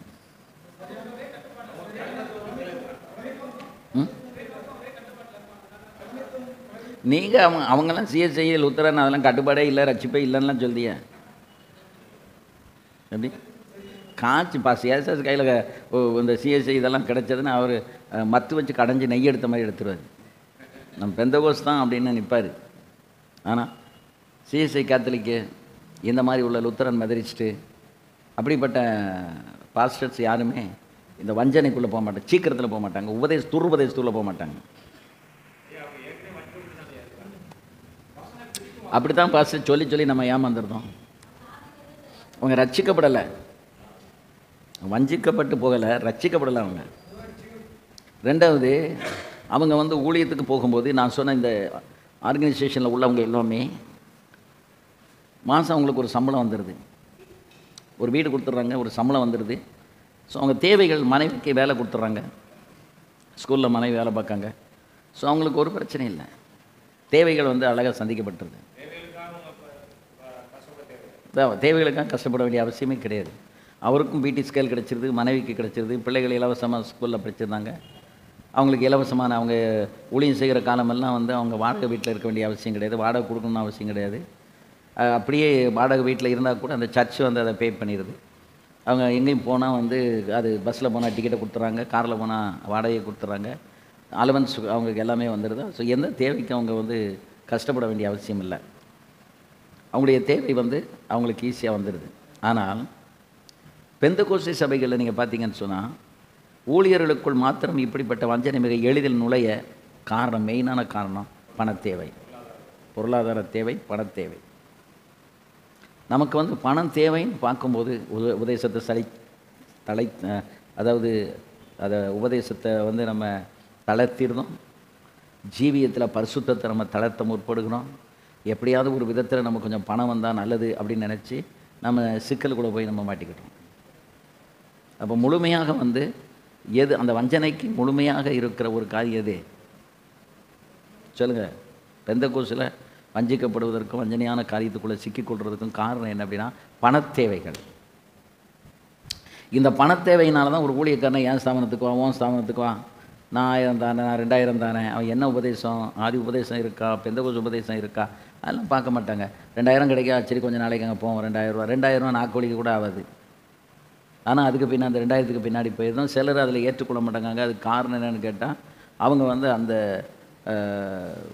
அதாவது பண தேவை நிமித்தம் போய் இன்னொரு நபரோடு நம்ம சேரும்போது நமக்கு அந்த தெளிவு இல்லை அப்படின்னா அவங்களோட நாம் ஐக்கியமாயிரும். ஒரு பலசை லாரி அவருடைய தம்பி பாளையங்கோட்டையில் இருக்கார், சித்தி மகன். அவர் ஒரு நாள் என்கிட்ட பேசிகிட்டு இருக்கும்போது அவர் சொன்னார், இந்த பாலசை லாரி ஆரம்ப காலத்தில் அவரை கூப்பிட்டு, தம்பி நீ வந்து இந்த திருநெல்வேலி மாவட்டத்துக்கு நீ வந்து டிஸ்ட்ரிக்ட் பாஸ்டராக இது இன்சார்ஜ் ஆகிரு, உனக்கு ஒரு வீடும் காரும் வாங்கி தந்துடுறேன், நீ நிறைய பேருக்கு சப்போர்ட் பண்ணிக்கிட்டு நான் இந்த இதை இயேசுவின் நாமத்தை ப்ரொமோட் பண்ணு அப்படின்னு சொல்லி அவர் சொல்லியிருக்கார். இவர் கையெடுத்து கும்பிட்டு அண்ணே அப்போ ரசிக்கப்பட்ட புதுசாக ஊழியத்துக்கு போய் ஊழியத்துக்கு வந்திருக்காரு.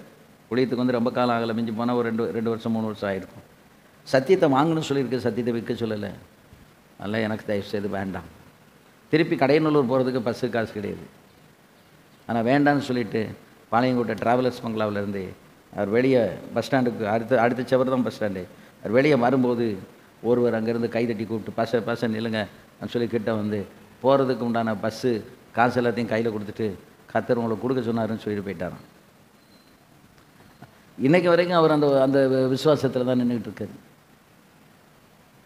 அவர் நினச்சிருந்தா அவங்க அண்ணன் அவங்கெல்லாம் வந்து பெரியம்மா சித்தி பிள்ளைங்க அழகாக போய் அவர் கூட சேர்ந்துருந்தா கார் கிடச்சிருக்கும், வீடு கிடச்சிருக்கும், வசதியாக இருந்திருக்கலாம். இன்றைக்கி மாதிரி விசுவாசம்னு கஷ்டப்பட்டு நடக்க வேண்டாம். ஆனால் அதுக்கு அவர் உடன்படலை. சத்தியத்தை என்ன செய்ய, சத்தியத்தை விற்காது. நான் ஒரு நாள் இதுக்கு உடன்பட மாட்டேன், உங்கள் பணம் எனக்கு வேண்டாம் என்று உதறி தள்ளிவிட்டு போய்விட்டார். பணமே இல்லை, திருப்பி போக என்ன இல்லை, காசு கிடையாது. ஆனால் எதில் உறுதியாக இருந்தாங்க? சத்தியத்தில். இந்த சத்தியத்தை நம்ம மறுதளிக்கக்கூடாது. இப்போ வரைக்கும் கத்தை நான் நடத்திக்கிட்டு தான் இருக்காரு, ஆச்சரியமாக நடத்துகிறாரு. நான் அவர்கிட்ட அடிக்கடி சொல்லுவேன், வயசாகிட்டு நீ எங்கேயும் அங்கங்கே போகக்கூடாது, காணிக்க உங்களை தேடி வரணும், நீங்கள் எங்கேயுமே போகாதீங்க. சரிப்பா சார் நான் எங்கேயும் போக மாட்டேன். ஆனால் இப்போ வீட்டிலே அவர் இருக்கார்.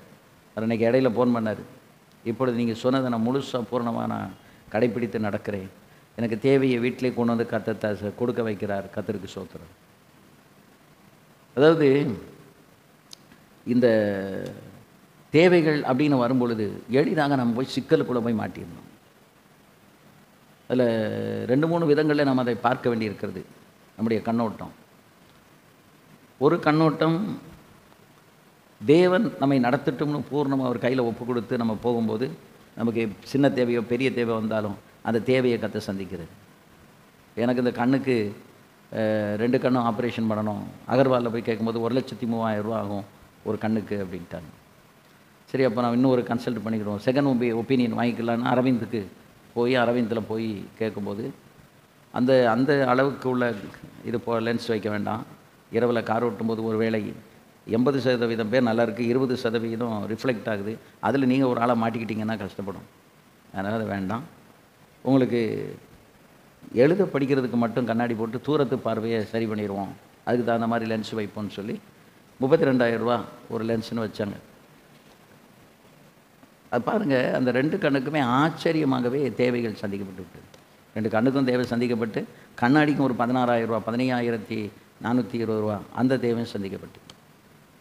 அப்போ தேவன் வந்து நமக்கு அந்த ஏற்ற நேரங்களில் நம்ம அவரை சார்ந்து இருக்கும்போது அவர் என்ன செய்கிறாரு, கொடுக்குறாரு. இப்போ இந்த தேவைகள் இருக்கும்போது தான் நாம் வந்து ஒரு வஞ்சனைக்குள்ளே போய் மாற்றோம். தேவனிடத்திலிருந்து அந்த தேவை நமக்கு சந்திக்கப்பட்டதானால் நம்ம வந்து இந்த வஞ்சனைக்குள்ளே போய் சிக்க மாட்டோம். 2வது, அகலக்கால் ஒரு நாளும் நம்முடைய ஊழியத்தில் வைக்கக்கூடாது. ஜீவியத்திலையும் அகலக்கால் வைக்கக்கூடாது, ஊழியத்திலையும் அகலக்கால் வைக்கக்கூடாது. இன்றைக்கி ஒரு காணிக்கை கிடைக்கும், நாளைக்கு அந்த காணிக்கை கிடைக்குமா தெரியாது. யாரையும் நம்பி எதையும் நாம் செய்துவிடவும் முடியாது. அப்போ ரொம்ப அதில் வந்து நம்ம ரொம்ப கவனமாக இருக்கணும்.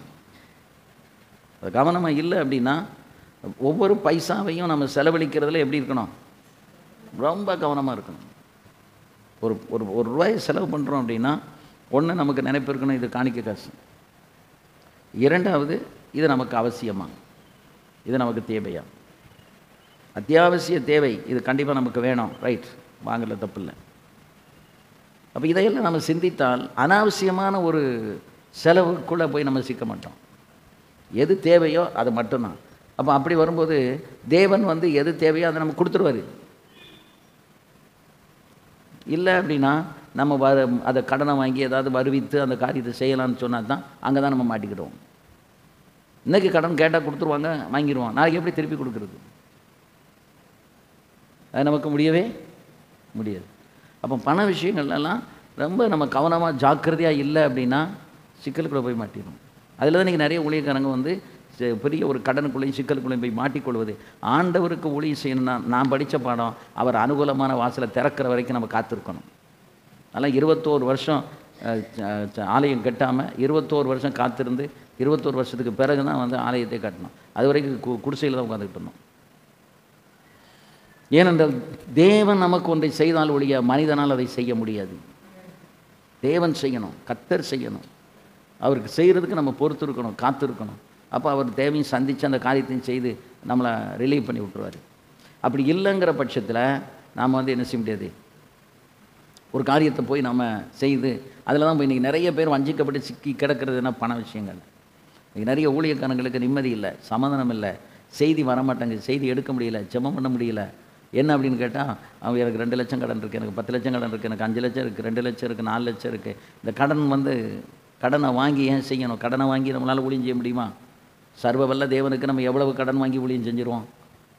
அப்படி கடன் வாங்கி செய்ய சொல்லி அவர் சொல்லவும் இல்லை. அப்புறம் எதுக்கு நம்ம போய் கடனுக்குள்ளாகணும்? கடனாளியாயே நம்ம மாறணும். நம்ம என்ன நினைக்கிறோம் தெரியுமா, எதையாவது ஒன்று கால கையும் அடித்து நம்ம இதை செஞ்சிடலாமா அதை செஞ்சிடலாம். தேவ சித்தமானால் மாத்திரம் செய்யுங்கள். நான் உங்களுக்கு அன்பாக கொடுக்குற ஒரு அறிவுரை என்னவென்றால், எந்த காரியமானாலும் தேவ சித்தமா என்று நீங்கள் பார்த்து, அந்த தேவ சித்தம் இல்லை அப்படின்னா தயவு செய்து அந்த காரியத்தை நீங்கள் ஒன்று செய்யணும், வாங்கணும், பிடிக்கணும், அந்த இடத்துக்கே நீங்கள் போகாதீங்க. அந்த எல்லைக்கே நீங்கள் போக வேண்டிய அவசியம் இல்லை. ஏனென்று கேட்டால் பணத்தை ஒரு கையிலேருந்து இன்னொரு கைக்கு மாறுறதுங்கிறது சாமான விஷயம் கிடையாது. சீக்கிரத்தில் யாரும் ஒரு கையிலேருந்து நமக்கு தந்துட மாட்டாங்க. ஒரு காணிக்கை கொடுக்க வேண்டுமானாலும், ஒரு காரியம் செய்ய வேண்டுமானாலும் சர்வலோக தேவன் நமக்கு இறங்கி கட்டளையிட்டார் ஒழிய அந்த காரியத்தை நம்ம செய்ய முடியாது, சாதிக்க முடியாது. நமக்கு தேவன் தரட்டும், அவர் தந்த பிறகு நாம் அந்த காரியங்களை செய்யலாம். கொஞ்சம் அவசரம் இல்லாமல் பொறுமையாக கர்த்தருடைய நாமத்துக்கு மகிமையாக காத்திருப்போமானால் கர்த்தர் பெரிய காரியங்களை செய்ய அவர் வல்லவராய். எந்த ஒரு சிக்கலுக்குள்ள போய் சிக்க மாட்டோம். அதில் நம்ம ரொம்ப ஜாக்கிரதையாக நம்மை கவனித்து கொள்ளுவோம். ஆகவே இன்றைக்கி அந்த மெயின்லைன் சர்ச்சஸில் வந்து இன்றைக்கி இந்த தூரபதேசங்களெல்லாம் உள்ளே போய் அவங்கள வந்து இன்றைக்கி ஒரு சிக்கலுக்குள்ளே கொண்டு வரல. ஆனால் தேவன் அழைத்த இந்த அழைப்புக்காக நாம் நின்று கர்த்தருக்காக ஒன்றை செய்ய வேண்டும் என்று முயற்சிக்கும் போது அங்கே தான் சிக்கல்கள் நிறைய உருவாகுது. அந்த நேரத்தில் நமக்கு அறிவும் புத்தி இருக்குமானால் தேவனுடைய வெளிப்பாட்டை தேடுவோம். ஆண்டவருடைய வெளிச்சம் நமக்கு கிடைக்கட்டும்னு சொல்லுவோம். அப்போ ஆண்டவர் ஒன்று அது நான் தான் உன்னை இந்த பாடுகளுக்குள்ளே உட்படுத்தி இருக்கிறேன்னு கர்த்தர் ஒன்று அப்படி கொண்டு போவார். இல்லைன்னா அதிலிருந்து கர்த்தர் நம்மை விலைக்கு தூர எடுத்து விடுவார். நம்ம சீக்கிரத்தில் எதுலையும் போய் என்ன செய்ய மாட்டோம், சிக்கிக்கொள்ள மாட்டோம். அப்படி என் கால்கள் வலுவாத பிடிக்கும், என் கால்கள் சிக்கிக்கொள்ளாத பிடிக்கும் அப்படின்னு சங்கீதக்காரன் சொல்கிறான். அது காரணம் என்ன அப்படின்னு கேட்டால், நமக்குள்ள ஆவியானவர் இருக்கும்போது அவரை திருவுளம் பட்டுவார். இதெல்லாம் உனக்கு தேவையா, இது வேணுமா, இது செய். ரெண்டாவது ஒரு கருத்தை, எண்ணத்தை அவர் நமக்குள்ளே உருவாக்கி கொண்டே இருப்பார். அந்த ரெண்டாவது செகண்ட் ஒப்பீனியன் நமக்குள்ளே வரும்பொழுதே அதை நாம் தவிர்த்து விடுவதற்கு முயற்சிக்க வேண்டும். அப்படி தவிர்க்கலை அப்படின்னு சொன்னால் அதுக்கப்புறம் ஆண்டவர் நம்மளை விட்டு பிடிச்சிடுவார். ஆண்டவர் விட்டு பிடிச்சிட்டார் அப்படின்னு சொன்னால் அடைய வேண்டிய நஷ்டத்தையும் வேதனையும் அடையாமல் அதிலேருந்து நமக்கு ரிலீஃப் வரவே வராது. ஆமென், அல்லேலூயா. ஆகவே அந்த விஷயத்தில் நம்ம ரொம்ப கவனமாக நாம் இருக்க வேண்டியது மிகவும் அவசியம். அதாவது இன்றைக்கி ஊழியர்களுக்குள்ளே மாத்திரம் இப்படிப்பட்ட வஞ்சனை மிக எளிதில் நுழைந்து பணத் தேவைகளை முன்வைத்து அதனால் நமக்கு சில சிக்கலுக்குள்ளே போய் ஆட்டோமேட்டிக்காக நம்ம போய் சிக்கி கொடுக்குறோம். நம்ம வந்து கர்த்தருடைய ஆவியானுடைய நடத்துதலுக்கு நம்ம ஒப்பு கொடுத்து கர்த்தரை நம்ம தோத்திரம் பண்ணிக்கிட்டு இருந்தா அற்புதமான தேவன் அதிசயமாக நம்மை வழிநடத்த அவர் வல்லவராக இருக்கிறார். நம்முடைய மனக்கண்களை கர்த்தர் திறக்க வைப்பார். அப்பா தூரமியா கரமா தியாரமா மனக்கண்கள் திறக்கப்படுகிறது மட்டுமல்ல, கர்த்தருக்கு பிரியமானவர்களாக கர்த்தர் நம்மை மாற்றுவார். அக்கலா சூதராதி ஆந்தா கபா தியாரா அந்தரா ரபௌஷபலம். ஆவியானவர் உங்களுக்குள்ளே இருக்கும் பொழுது அவர் உங்களை அற்புதமாக நடத்துவார். எந்த ஒரு வஞ்சனைக்குள்ளேயும் போய் நம்ம சிக்கிக்கொள்ளாதபடிக்கு அவர் கரத்தை நீட்டி நம்மை அந்த ஜலப்பிரவாகத்திலிருந்து அவர் நம்மை தூக்கி விடுவார். அப்படிப்பட்ட ஒரு அற்புத தேவன் லாப்பாரஷலுரபாத்தியானா கபதி உத்தானமஷலுரபி அந்தரபௌஷபலபலரபதி கரமனர கசுலபியான அந்தரபௌஷபலபலரபௌடரபியா எல்லாம் துதிக்க ஆரம்பிங்க. ரிகத்துரபியாரபஷாந்தரபௌடரிக்கரபஷம அதரமனர கபத்துரபியானம கசத்துரரம் விக்ரமனர குஷலரபி அரபஷாந்தர அதிரமி நரகனம சந்தர ரபௌடர விலரிகமன சலுரபி ஆனந்தர ரபௌடரிக்கரபஷம அப்பிரமனரபௌஷபரபலரபதியா. நல்ல தேவைகள் சந்திக்கப்படுறதுக்கு கர்த்தராகிய தேவன் தான் நமக்கு அனுக்கிரகம் பண்ணணும். இன்றைக்கி அநேகர் வந்து இந்த பொருளாதார காரியத்தினால தான் துருபதேசங்கள் உள்ள ஸ்தாபனங்களில் போய் சேர்ந்துறாங்க. துருபதேசத்தில் உள்ள மக்கள் அவங்ககிட்ட பணம் நிறைய இருக்குது, அந்த பணத்துக்குள்ளே போய் அவங்க சிக்கிக் கொள்கிறாங்க. ஆனால் கர்த்தரை விசுவாசமாய் பற்றி கொண்ட தேவனுடைய பிள்ளைகள் ஒரு காலம் எந்த ஒன்றிலும் போய் அவங்க சிக்கிக்கொள்ள மாட்டாங்க. 1 தீமோத்தேயு 4 அதிகாரம் 1வது வசனத்தை நம்ம வாசித்தால் 1 தீமோத்தேயு 4:1 ஆகிலும் ஆவியானவர் வெளிப்படையாய் சொல்லுகிறபடி பிற்காலங்களிலே மன சூடுண்ட பொய்யருடைய மாயத்தினாலே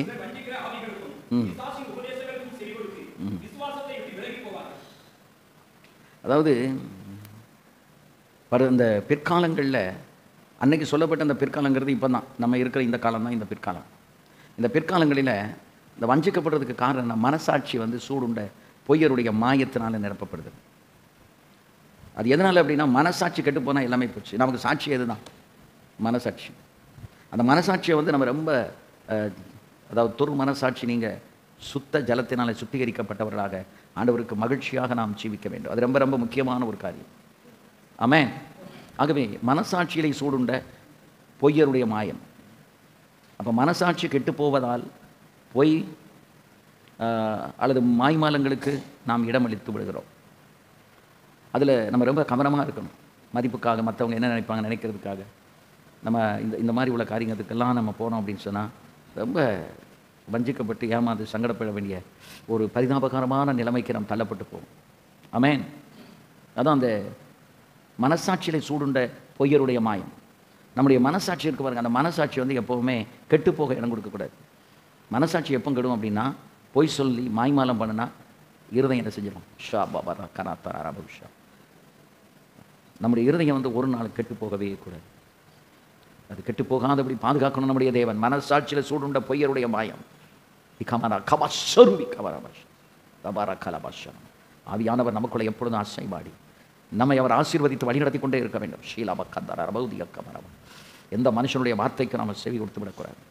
கலம சலுரி கலம சந்தர ரபௌ அரிதிகந்தர ரபௌ கமரம் அதத தரமில் அரிகமன சருரபி அரப கம தர ரபௌ சந்தர ரப. ஆமென். மனசாட்சியில் வந்து நமக்கு சூடுண்டு போயிட்டு அப்படின்னு சொன்னால் நீங்கள் வந்து அவ்வளவு எளிதாக தேவனை நீங்கள் தேட முடியாது. இன்றைக்கி அநேகர் மனசாட்சி இல்லாமல் இருக்கிறத பார்க்குறோம். கெட்ட வார்த்தைகளை பேசுகிறாங்க, பொய் சொல்கிறாங்க, ஏமாத்துறாங்க. இதெல்லாம் யாருக்குள்ளே காணப்படுகிறது சொல்லுங்கள்? யாருக்குள்ளே இது காணப்படுது? ஊழியர்களுக்குள்ள. நம்ம ஊழியக்காரங்களாக தான் தங்கியிருக்கணும். சுகாபாபா. அப்போ மனசாட்சி மடங்கி போகும்போது மனசாட்சியில் சூடுண்ட நிலை, அது சூடுண்ட நிலைன்னு ஏன் சொல்லியிருக்கு அப்படின்னா, நீங்கள் ஒரு தீக்காயம் பட்டுட்டு அப்படின்னா அந்த இடத்துல ரத்தம் ஓட்டம் இருக்காது, உணர்ச்சி எதுவுமே இருக்காது. அப்போ அந்த உணர்ச்சியற்ற ஒரு நிலை அப்படிங்கிறது நம்ம இந்த தூர பிரதேசத்தினால எங்கே வருது? அதாவது மனசாட்சி கெட்டு போயிட்டு அப்படின்னா எந்த ஒரு காரியத்தையும் செய்கிறதுக்கு துணிகரம் நமக்கு வந்துடும். இப்படியா செய்தாங்க அப்படின்னா ஆமாம் அப்படி தான் செய்தாங்க. இப்படியா பேசுகிறாங்க ஆமாம். அவங்க யார்? ரட்சிக்கப்பட்டவங்க, ஞானசாரம் எடுத்தவங்க, அபிஷேகம் பெற்றவங்க, சபையில் விசுவாசி, கம்யூனியன் விசுவாசி. அப்படிப்பட்டவங்களுக்கு இப்படிப்பட்டதான ஒரு மனசாட்சியில் கொஞ்சம் கூட உணர்வு இல்லாத ஒரு நிலை வந்துருக்கு. இப்போ மனசாட்சியில் உணர்வு இல்லை அப்படின்னு சொன்னால் மனசாட்சியை விற்று போட்டுருவோமே. நமக்கு 2 சாட்சி முக்கியம். ஒன்று நம்ம மனசாட்சி, 2வது கர்த்தருடைய சாட்சி. அந்த தேவனுடைய சாட்சி நமக்கு கரெக்டாக இருக்கும்னா நம்ம இதில் எப்படி இருக்கணும்? மனசாட்சியில் எப்படி இருக்கணும்? சூடுண்ட பொய்யருடைய மாயத்தினால சிக்கிக்கொள்ளாதபடிக்கு நம்ம ரொம்ப கவனமாக இருக்கணும். அது மட்டும் இல்லை, இந்த ஆவியானவருடைய கிரியை நம்மளை விட்டு கொஞ்சம் கொஞ்சமாக நீங்கி போகும்போது மனசாட்சி, சுத்த மனசாட்சி நம்மளை விட்டு போயிடுது. சிலர் செய்வாங்க பாருங்கள் சில காரியங்களை, அவங்க மனசாட்சி இருந்தால் அப்படி செய்வாங்களா? மனசாட்சி இல்லையே, அதனால தான் செய்திருக்காங்க. கொலை, துப்பாக்கி சூடு அல்லது கத்தி எடுத்து குலைச்சி விடுறது, இதெல்லாம் வந்து எப்போ நடக்கும்னா ஆவியானவர் நம்மளை விட்டு தூர போய் நம்ம இடம் வந்து வெற்றிடமாக இருக்கும்போது சாத்தான் அதை வந்து நிரப்புவான். சாத்தான் வந்து நிரப்பிட்டான் அப்படின்னா அவனுடைய கேரக்டர் நம்ம மூலம் வெளிப்படுத்தும். அதுக்கு தான் நான் சொன்னேன், நம்ம வந்து ரொம்ப கவனமாக இருந்து தேவசாயல். எனக்கு இந்த அபிஷேகத்தில் நிரம்பும் போது கர்த்தர் எனக்கு உணர்த்தின ஒரு காரியம் என்னென்னா, எப்பெல்லாம் நம்ம ஆவியில் நிரம்புகிறோமோ அப்போல்லாம் நம்ம கொஞ்சம் கொஞ்சமாக மறுரூபமாகிட்டு இருக்கிறோம், தேவ சாயலுக்குள்ளே நம்ம போய்கிட்டு இருக்கிறோம் அப்படிங்கிறத கர்த்தர் எனக்கு உணர்த்துறாரு. ஆமென். இன்றைக்கி நிறைய அபிஷேகத்தில் நிரம்ப போயிடுறாங்க. அபிஷேகத்தில் நீங்கள் நிரம்ப தான் உங்களுக்கு என்ன சாயல் வரும்? ஒரு கிட்டத்தட்ட ஒரு 20 நாள் அப்படியே ரூமுக்குள்ளே கிடக்கும்போது ரொம்ப பேச முடியல, சத்தம் போட முடியல, பைபிள் வாசிக்க முடியல, ஆவியில் நிரம்ப முடியல. சேலத்துக்கு போகும்போதும் பாஸ்டமாக பார்த்து ஆவியில் நிரம்பணும், ஓவர் சத்தம் போட்டுறக்கூடாது, நரம்புகளில் பிரச்சனை வந்துடக்கூடாது, ரொம்ப கவனம் அப்படின்னு சொல்லி பல தடவை காரக்டை வந்து சொல்லி அனுப்புனாங்க. இதான் நமக்கு ஆவியானவருடைய ஒரு நிறைவு வரும்போது நான் அவளை மீறி அத்துமீறி நம்ம போயிடும். நான் சொன்னேன், இல்லை நான் கான்ஷியன்ஸோட இன்னும் ஒரு 10 நாள் 1 மாதம் முடியாமல் ரொம்ப ஆவியில் நிரம்ப மாட்டேன். அதுக்கப்புறம் கொஞ்சம் கொஞ்சமாக தான் அது இது இன்றைக்கி எனக்கு கிட்டத்தட்ட 2-3 தடவை அந்த தேவ சாயல் நமக்குள்ளே வர்றது எப்படிங்கிறத கர்த்தர் எனக்கு உணர்த்தினார். ஆவியானவர் வந்து நமக்குள்ளே நிரம்பி போகத்தான் நம்ம எதில் மாறுவோம்? அந்த சாயலில் மாறும். அந்த சாயலாகத்தானே அப்படின்னு பவுல் சொல்கிறார். அப்போ தேவனுடைய சாயல் நமக்குள்ளே வரணும். அந்த பாவ சாயல் நீங்கி, அக்கிரமத்தின் சாயல் நீங்கி, பொய்யன் சாயல், உலக சாயல் எல்லாமே நம்மளை விட்டு மாறி என்ன சாயல் வரணும்? தேவனுடைய சாயல் நமக்குள்ளே வரணும்னா அந்த சாயல் நமக்குள்ளே எப்படி வரும்? நீங்கள் ஒரு சாயம் பிடிக்கணும் அப்படின்னா, இப்போ இந்த இதை எடுத்து ஒரு கருப்பு கலர் சாயத்துக்குள்ளே முக்கி வச்சிட்டிங்க அப்படின்னா அது ஒரு குறிப்பிட்ட மணி நேரத்துக்குள்ளே எல்லாமே எப்படி மாறிடும்? அதுக்கு அது என்ன செய்யணும்னா அது எதுக்குள்ளே போய் கிடக்கணும்? அந்த கசாயத்துக்குள்ளே போய் கிடக்கணும், அந்த சாயத்துக்குள்ளே போய் கிடக்கணும். அப்போ ஆவிக்குரிய ஜீவியத்தில் நம்ம ஆவிக்குரியவர்கள் அந்த தேவ சாயலுக்குள்ளே போய் கிடந்தால் தான் நமக்குள்ளே கொஞ்சம் கொஞ்சமாக மாம்ச சாயலாம் போய் மூர்க்கம், கோபம், எரிச்சல், சண்டை. இன்றைக்கி நிறைய பிரச்சனை வந்து இப்படி பேசிட்டாங்க, இப்படி செய்துட்டாங்க, இதுதான் இன்றைக்கி பெரிய பிரச்சனை. ஆவிக்குரிய போதகர்கள்ட்ட இருக்கக்கூடிய பிரச்சனை என்னென்னா, அரவணைக்க தெரியல, கோவப்படுறாங்க, எரிச்சப்படுறாங்க, மன்னிக்கிறதுக்கு முடியலை, தப்பு பண்ணாலும் மன்னிக்க மாட்டேங்காங்க அப்படிங்கிற இதுதான் இன்றைக்கி பெரிய பிரச்சனையாக இருக்குது. ஒரு பேப்பர் இங்கே நான் கொடுத்து எழுதி வாங்கினேன், அந்த லிஸ்ட்டை எழுதி கொடுங்க அப்படின்னு சொன்னால் அதில் எழுதி கொடுத்துருக்கிறது எல்லாமே வந்து தலைவர்னு சொல்கிறவங்ககிட்ட எனக்கு அன்பு இல்லை, அரவணைப்பு இல்லை, தாழ்மை இல்லை, பொறுமை இல்லை, விசாரிப்பு இல்லை, வரிசையை அடுக்கி வச்சுருக்காங்க. இதெல்லாம் நாங்கள் ஒரு தலைவர்கிட்ட எதிர்பார்க்குறோம், அதனால் அது இல்லை. அப்போ மன்னிக்கக்கூடிய திறமை இல்லை. மன்னிக்கிறதுக்கு திறமை வேணுங்க, கிருபை வேணும். திறமை இல்லை, கிருபை. தப்பு செஞ்சவங்கள, துரோகம் செஞ்சவங்கள மன்னிக்கிறதுக்கு என்ன வேணும்? கிருபை. அதான் நமக்கு துரோகம் செய்தவர்களையும் நாம் வந்து மன்னிக்கணும் அப்படின்னு சொன்னால் ஆண்டவர்கிட்ட போராடி கிருபையை பெற்றுத்தான் அவர்களை மன்னிக்க முடியலைன்னா மன்னிக்க முடியாது. துரோகிகளை மன்னிக்கணும் அப்படின்னு சொன்னால் என்ன வேணும்? கிருபை வேணும். கிருபை இல்லைன்னா முடியாது. இப்போ தேவ சாயலே நமக்குள்ளே இல்லையே, அப்புறம் கிருபை எங்கே இருக்கும்? அப்போ தேவ சாயலுக்குள்ளே வர்றதுக்கு வந்து நமக்கு ஆவியின் நிறைவு வேணும். அந்த ஆவியின் நிறைவுக்குள்ளே இருந்து, அதாவது நம்ம ஊழியம் நிறைய செய்யணும்னு நினைக்கிறமே ஊழியம் உருவாகணும்னு நம்ம நினைக்கிறது இல்லை. அதான் பெரிய பிரச்சனை. உருவாகாமல் நம்ம செய்கிற ஊழியங்கள்லாம் உருப்படி இல்லாமலே போயிடும். நல்லா உருவாக்கப்பட்டு நிதானமாகி ஆண்டவர் சொன்னதை மட்டும் நம்ம செஞ்சாலே போதும். பேருக்கும் புகழுக்கும் நம்ம பெரிய காரியத்தை செய்யணும்னு நினச்சி நம்ம முயற்சி எடுக்கிறது தான் அது வந்து தோல்வியில் போய் முடியுது. ரிசல்ட் இல்லை. ஆண்டவர் சொல்ல சொல்ல மெதுவாக நம்ம ஒன்று ஒன்றா செய்துக்கிட்டு இருந்தால் இந்த ஊழியத்தில் தான் பார்க்கேன், எவ்வளவோ நம்ம முயற்சிகள் பண்ணுறோம், ஆனால் ஒரு சிலரை மெதுவாக ஒவ்வொருத்தராக மாறிக்கிட்டே வராங்க. இந்த கூட்டத்தில் வர்றவங்க வந்து கொஞ்சம் கொஞ்சமாக என்ன செய்கிறாங்க? மாறி. அதுதான் நம்முடைய நோக்கம். பரலோகத்துக்கு போகணும். இவங்களை மாற்றினா அவங்க சபையில் இருக்கிற மக்களை மாற்றிடுவாங்க, குடும்பத்தில் உள்ளவங்கள மாற்றிடுவாங்க, யாருக்கும் இடரெல்லாம் இருக்க மாட்டாங்க. நம்ம வஞ்சிக்கப்பட்டு போனால் தான் நமக்கு பின்னால் இருக்க கூட்டம் வஞ்சிக்கப்பட்டு போகும். அப்போ அதில் வந்து நம்ம மனசாட்சி கெட்டு போவதனால நம்ம என்ன செய்கிறோம்? பொய்யருடைய மாயத்தினால சில வஞ்சிக்கிற ஆவிகளுக்கும் பிசாசின் உபதேசங்களுக்கும் சேவை கொடுத்து அப்போ அந்த மனசாட்சி சூடுண்டு போகிறதுனால, அந்த சூடுண்டு போகிறது நான் எப்படி விளக்க விரும்புகிறேன்னா, ஒரு தோலில் வந்து தீக்காயம் பட்டுட்டுன்னு வைங்க, இதுலேருந்து இது வரைக்கும் வந்துட்டு, இதுலேருந்து இது வரைக்கும் நமக்கு என்ன இருக்காது? உணர்ச்சி இருக்காது. ஏன்? உள்ளே இருக்கிற ரத்த நாளங்கள் எல்லாமே, செல்லு ரத்த நாளங்கள் எல்லாமே என்ன செஞ்சுட்டு சுடுபட்டு விட்டுதுங்க. அப்போ சூடுபட்டுட்டு அப்படின்னா அங்கே நீங்கள் கிளுனாலும் வந்து என்ன வராது? உணர்ச்சியே இருக்காது. ஏன்னா அந்த நரம்பு செத்து போச்சு. நரம்பு செத்து போனதுனால செல்கள் செத்து போச்சு. அந்த இடத்துல உணர்ச்சி இல்லை. உணர்ச்சி இல்லைனாலே மனுஷன் அவுட்டுன்னு அர்த்தம். அதான் சூடுண்டு. அது நம்ம இருதயத்தில் வந்து இயேசு கிறிஸ்துனுடைய ரத்தத்தினுடைய அந்த சுத்திகரிப்பு நம்மளை விட்டு நீங்கி நம்ம இருதயம் வந்து ஒரு மனசாட்சி வந்து கெட்டு போயிடுச்சு அப்படின்னா அது சூடுண்ட பொய்யருடைய மாயம் நமக்குள்ளே வந்துடும். அந்த மாயத்தினாலே எதுக்கு கொடுப்பானா இடம்? வஞ்சிக்கிற ஆவிகளுக்கு இடம் கொடுத்துரும். ஏன்னா இவ்வளவு தெளிவாக இருக்கிற இவராக இப்படி செய்துட்டாரு அப்படின்னு சொன்னால் அதுக்கு நம்ம என்ன சொல்ல? ஒரு போதகர் வந்து வட இந்தியாவில் ஊழியம் செய்கிறாரு. ஆனால் தமிழ்நாட்டுக்கு வந்தால் தமிழ்நாட்டில் இருக்கக்கூடிய போதகர்களை வெட்டு அருவாமனையை வச்சு அவர் வெட்டிடுவார். அருவாமனை கூட இல்லை, திருப்பாச்சேத்தி அருவா இருக்கு பாருங்க, அந்த திருப்பாச்சேத்தி அருவாவை வச்சு என்ன செய்வார்? கொத்துக்கறி போட்டுருவார். ஆமாம், இப்போவும் நடந்துக்கிட்டு இருக்கு. ஆனால் பேசுகிறதில்ல, அங்கே அவர் பேசுனதில் ஒரு 10% கூட அவருடைய குடும்பத்திலேயோ அவருடைய ஸ்தாபனத்திலேயோ என்ன செய்யலை, நடைபெறலை. ஒரு 10% 20% கூட அதில் இல்லை.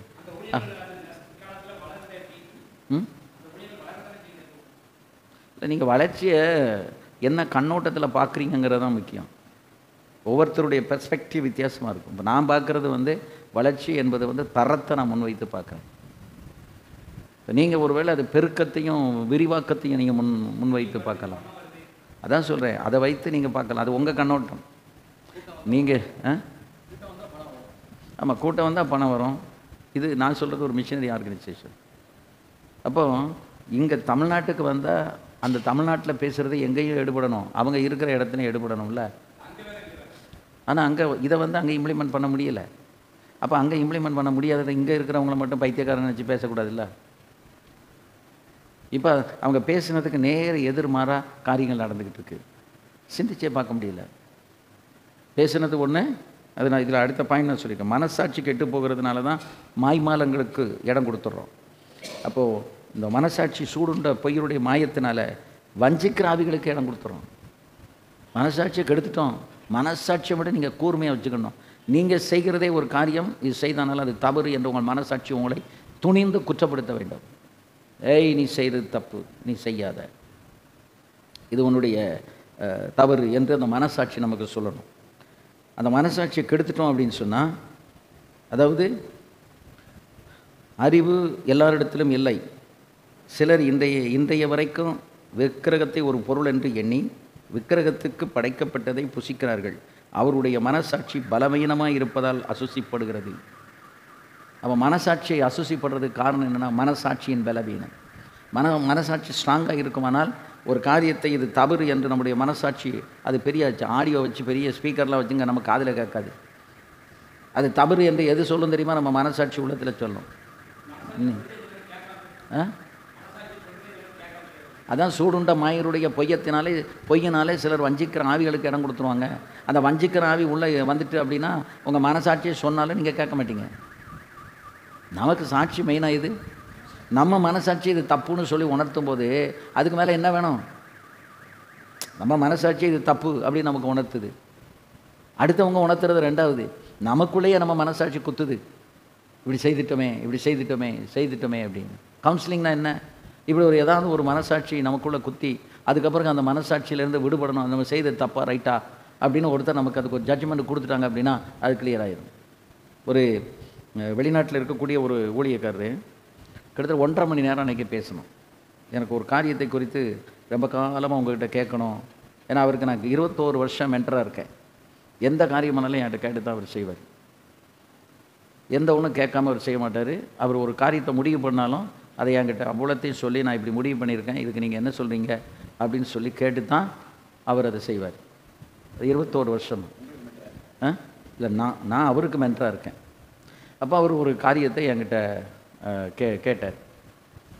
அப்போ அதை நான் அப்படியே கேட்டுகிட்டே வந்தேன். நான் எங்கேயோ காரில் போய்கிட்டு இருந்தேன். அப்போ அவர் பேசிக்கிட்டே வந்தார். இல்லை, வீட்டில் தான் இருந்தேன். பேசிகிட்டே வந்தார். நானும் பொறுமையாக அப்படி கேட்டுகிட்டே வந்தேன். கிட்டத்தட்ட 1.5 மணி நேரம் அவர் முழுமையாக அவர் சொல்ல வந்த உடனே அவர் செய்தது தப்பா ரைட்டானு ஒரு 10 நிமிஷத்துலேயே எனக்கு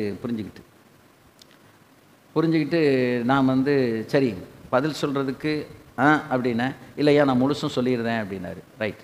இப்போ அவர் இருதயத்தில் நெருடலாக எது இருந்துச்சோ அதை முழுவதும் நம்ம கேட்டால் தான் அவங்களுக்கு ரிலீஃப் ஆகும். இப்போ எனக்கு ஆன்சர் முதல்ல நான் கண்டுபிடிச்சிட்டேன். ஆனால் நீங்கள் ஒன்றும் சொல்ல வேண்டாம், இதுக்கு இதான் ஆன்சர்னு சொன்னால் அது ஏற்றுக்கிட முடியாது.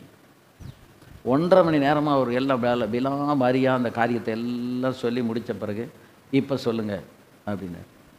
நான் சொன்னேன், ரைட், நீங்கள் செய்தது கரெக்டு, அது தப்பு இல்லை, அது ஓகே, பட் டூ லேட். இதை எப்போ செய்திருக்கணும்? கொஞ்சம் முன்னாடியே செய்து. ஐயா நீங்கள் என்ன சொல்கிறீங்கன்னு. ஆமாம், ஏன்னா அவர் என்கிட்ட எதிர்பார்த்தது வேறு பதில். நான் சொன்னேன், நான் வந்து I am a spiritual man, நான் வந்து கரெக்டாக தான். அல்வா துண்டை வெட்டினீங்கன்னா பிசுறு இல்லாமல் இருக்கும் தெரியுமா?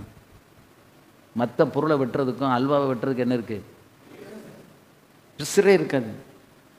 அந்த பிசுறு இப்படி ஒரு வெட்டிட்டோம் அப்படின்னா பிசுறு இல்லாமல் 2 துண்டாக போயிடும். அது மாதிரி நான் சொன்னேன், எது கரெக்டோ அதான். என்னுடைய கண்ணோட்டம் ஆவிக்குரியதாகத்தான் இருக்குமே ஒழிய மற்றபடி நான் வந்து மாம்சத்தில் யோசிக்கிறவனும் அல்ல, சொல்கிறவனும் அல்ல. அதனால் நீங்கள் செய்தது அது 100க்கு 100 கரெக்ட். அதுக்கப்புறம் தான் அவர் எனக்கு இப்போ ஒரு 2-3 வருடங்களாக என் இருதயத்தில் இருந்து என்னை அழுத்தி கொண்டிருந்த ஒரு காரியம் இன்றைக்கி தான் எனக்கு அதில் விடுதலை கிடச்சிருக்கு அப்படின்னு. ஒருத்தருக்கு உதவி செய்தார். அவர் உதவி செய்யும்போது அவர் சரியான முறையில் அந்த பணத்தை அவர் திருப்பி கொடுக்கவே இல்லை. ரொம்ப கஷ்டப்பட்டு தான் வாங்கி அப்படிலாம் பண்ணி கடைசியில் ஒரு கட்டம் வரும்போது இனி என்னிடத்தில் இல்லை என்று அவர் மறுத்து விட்டார். இப்போ மறுத்தது சரியா அது தப்பா அப்படின்னு அவருக்கு மனசாட்சியில் ஒரு சின்னதாக அடிச்சுக்கிட்டே இருக்கு. அப்போ அவர் என்கிட்ட கேட்கும்போது நீங்கள் அதான் அவர்கிட்ட தெளிவுபடுத்தினேன், உங்களிடத்தில் இருக்கிற பணம் எதற்காக நீங்கள் வைத்திருக்கிறீர்கள்? பணம் இருக்கும், ஒருத்தர் கேட்பாங்க, அவங்க கேட்கும்போது நம்மகிட்ட 10,000 இருக்கும், 20,000 இருக்கும். ஆனால் அந்த பணம் அவங்களுக்கு கொடுக்கறதுக்கா அல்லது வேறு எதுக்கும் வச்சுருக்கோமா?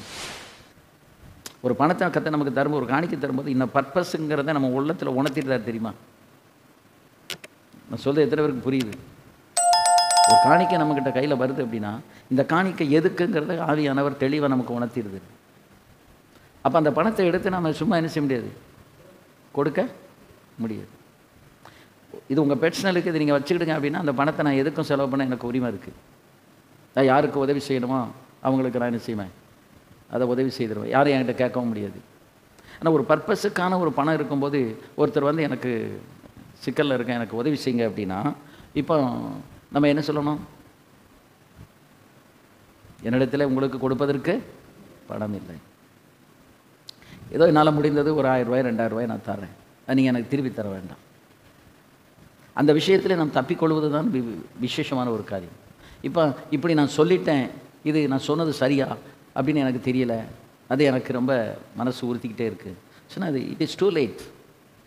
இவ்வளவு சங்கடம் வாங்கி திரும்ப பணம் கொடுத்து கஷ்டப்பட்டு இதுக்கு பிறகு வந்து நீங்கள் இப்படி சொல்லியிருக்கீங்க அப்படின்னா இதை எப்போவுமே சொல்லியிருக்கணும், முன்னாலே சொல்லியிருக்கணும். நம்மக்கிட்ட கேட்குறத கத்தர்கிட்ட கேட்டால் கத்தர் கொடுத்துட்டு போகிறாரு. கத்தர் கொடுக்கல அப்படின்னா நம்ம ஒன்றும் செய்ய முடியாது. நம்ம இன்னொரு பணத்தை இன்னொருத்தங்கிட்ட இருந்து வாங்கி அவங்ககிட்ட கொடுத்துட்டு அவங்களுக்கு நம்ம என்ன பதில் சொல்லுவோம்? 1,00,000 ரூபா வந்து வாங்கி கொடுத்துட்டு இப்போ வாங்கினவங்க வந்து நீங்கள் வந்து யாருக்கும் உதவி செய்திருக்கீங்களா, என்ன செஞ்சீங்க, எனக்கு இப்போ இனிமேல் இவ்வளோ நாளும் பொறுத்துட்டு எனக்கு வட்டி கொடுங்க அப்படின்னா அவர் வட்டி கொடுத்துக்கிட்டே இருந்திருக்காரு. இதுதான் அந்த சிக்கல். அப்போ நமக்கு நம்ம மனசாட்சி வந்து மனசாட்சியில் ஈரம் இருந்துச்சு அப்படின்னா நம்ம வந்து அந்த மாதிரி காரியங்களை ஈடுபட மாட்டோம். எப்படி உங்களுக்கு திறமை இருக்குது, உங்களால் முடியும்னா நீங்கள் அவருக்கு உதவி செய்து அதை நீங்கள் தப்பு வைக்கிறதுல தப்பு இல்லை. திறமை இருக்குது, 2வது சமாளிக்கலாம், நம்மளால் சமாளிக்க முடியும் அப்படின்னு இருக்கும்போது செய்கிறதுல தப்பு இல்லை. இப்போ நீங்கள் செய்திருந்தீங்க, அதை எப்படி நீங்கள் மேக்கப் பண்ணுவீங்க? அதான் நான் சொல்லலை, அது ஒவ்வொருத்தரும் நம்ம பார்க்குற கண்ணோட்டம், அந்த கண்ணோட்டத்தில் தான் அது இருக்குது. அது தேவ பார்வையில் எப்படிங்கிறத நம்ம அசஸ் பண்ணிவிட்டு அதுக்கு தகுந்த மாதிரி நம்ம என்ன செய்யலாம், நம்ம இப்போ நம்மகிட்ட இருக்குது, ஒருத்தருக்கு உதவி செய்யணும், ஒரு சிக்கலில் கடுமையான சிக்கலில் இருக்காங்க, செய்யலாம், தப்பு இல்லை. நல்லா ஒருத்தருக்கு 7 லட்சம் ரூபா அன்றைக்கி செய்யலை அப்படின்னா அந்த குடும்பம் இதுக்குள்ளே அழிஞ்சு ஒன்றும் இல்லாமல் மண்ணாக போயிருக்கும். 7 லட்சம், அதை எப்படியாவது அந்த குடும்பத்தை காப்பாற்றணும் அப்படின்னு சொல்லி ஜெயிலுக்குள்ளே இருக்கிற ஆளை வெளியே எடுக்கணும். நம்ம விசுவாசி ஒருத்தரை கைக்குள்ளே வச்சுக்கிட்டு கிட்டத்தட்ட ஒரு 5 பைசா வட்டிக்கு கூட வாங்கி, ஏன்னா அன்றைக்கே தீர்ப்பு சொல்கிறாங்க. அதான் அன்னைக்கு காலையில் போய் பணமெல்லாம் கட்ட முடியாது, ஜட்ஜி ஏற்றுக்கிட மாட்டாங்க, முத நாளே கட்டியிருக்கணும். பட் எல்லாம் உருண்டு பிறண்டு பார்த்து கடைசியில் ஒரு 5 பைசா வட்டிக்கு வாங்கி கொண்டு போய் காலையில் ஜட்ஜ்மெண்ட்டு சொல்கிறதுக்கு அவர் ஃபைல் எடுத்து வைக்கிறாரு. இந்த வக்கீல் வந்து குறுக்கிட்டு இந்த பணத்தை நாங்கள் கட்டிக்கிறதோங்காரு. ஜட்ஜி ரொம்ப ஏசிட்டார். ஜட்ஜ்மெண்ட் சொல்கிற நேரத்தில் நீங்கள் வந்து கட்டுவீங்க, இதெல்லாம் என்ன வக்கீல் அப்போ ஆய் போய் அப்படி இப்படின்னு ஏசிட்டு இங்கே ஜெபம் பண்ணிக்கிட்டே இருக்கும், ஆண்டவரே எப்படியாவது காப்பாற்று. ஏன்னா தான் ஜெயிலுக்குள்ளே இருக்கார், அவரை வெளியே இருக்கணும். என்ன பண்ண கடைசியில் அவர் ஏசிட்டு பிறகு அதை ஆர்டரை போட்டு சரி கெட்டுங்கன்னு சொல்லி அந்த பணத்தை கட்டி அவர் வெளியே எடுத்தது. இப்போ கிட்டத்தட்ட எத்தனை வருஷம் ஆச்சுது? 7 வருஷத்துக்கு மேலே ஆச்சு. 7 லட்சம் ரூபாய்க்கு வட்டி கிட்டியெல்லாம் கொடுத்து நான் அந்த பணத்தெல்லாம் செட்டில் பண்ணிட்டேன். அதே ஒரு 10 லட்சம் 12 லட்சத்துக்கு மேலே போயிருக்கோம். இன்றைக்கு வரைக்கும் ஒரு பைசா வரல. ஆனால் நான் இன்றைக்கு வரைக்கும் அவர்கிட்ட கடிந்து கேட்கலை. பாசமாக கூட ஒரு நாள் லேசாக முகம் சுழித்து கேட்டாங்க. சொன்னேன் கேட்காத, தருவாங்க. நம்ம வந்து உதவி செய்யணும், ஒரு குடும்பத்தை காப்பாற்றணுங்கிறது திருப்தியில் போயிருந்தமே ஒழிய முகத்தை மட்டும் நீ சுழிச்சிடாத. Let this be last time, இனி நீ வந்து இப்படி கேட்கக்கூடாது அப்படின்னு. சரி, ஏன்னா நான் படுற கஷ்டத்தை பார்த்து அவங்க தான் இந்த குழு அது இதுன்னு ஏற்பாடு பண்ணி எடுத்து அவருக்கு அந்த பணத்தை கொஞ்சம் கொஞ்சமாக கட்டி எல்லாத்தையுமே முடித்தோம். ஒருத்தர் காப்பாற்றணும்னு நம்ம முயற்சிக்கும் போது அது இப்போ அன்றைக்கி நம்ம செய்யலை அப்படின்னா இன்றைக்கி அவங்க வந்து அந்த ஊர்லேயே இருக்க மாட்டாங்க. இன்றைக்கி அவங்க குடியிருக்கிறதுக்கு வீடு கிடையாது, ஊழியம் கிடையாது, ஒன்றுமே கிடையாது. அது மாதிரி ஒரு உயிரை காப்பாற்றணுன்னா நீங்கள் செய்கிறது ரைட்டு தான், செய்கிறது தப்பு இல்லை. நம்ம கஷ்டப்பட்டு தான் என்ன செய்ய முடியும். சில விஷயங்கள் நம்ம அது செய்யணும். அது நம்முடைய மனசாட்சியில் ஆண்டவர் எப்படி ஏவுதாரு அப்படின்னு. அதுபோல் பவுல் சொல்றார், இந்த விக்கிரகங்களுக்கு படைக்கப்பட்டதில் அவருடைய மனசாட்சி பலவீனமாக இருப்பதால் சுசிப்படுகிறது. அப்போ நம்முடைய மனசாட்சியை பலவீனப்பட விடக்கூடாது, கெட்டுப்போகவும் விடக்கூடாது, பலவீனப்படவும் விடக்கூடாது. மனசாட்சி பலவீனப்பட்டுட்டு அப்படின்னா அதுக்கப்புறம் அந்த மனசாட்சியை வச்சு நம்ம ஒன்றும் செய்ய முடியாது. அதாவது எபிரேயர் 9:9 வாசிக்கும்போது, அந்த கூடாரம் இக்காலத்திற்கு உதவுகிற ஒப்பனையாக இருக்கிறது, அதற்கேற்றபடியே செலுத்தப்பட்டு வருகிற காணிக்கைகளும் பலிகளும் ஆராதனை செய்கிறவனுடைய மனசாட்சியை பூரணப்படுத்த கூடாதவைகளாம். எபிரேயர் 9:9. பழைய ஏற்பாட்டில்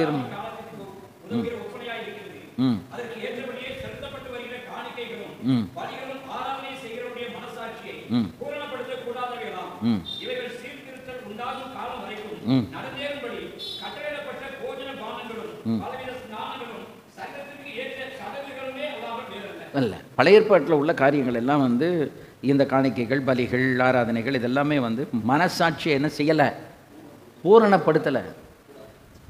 பூரணப்படுத்தக்கூடியதா இல்லை.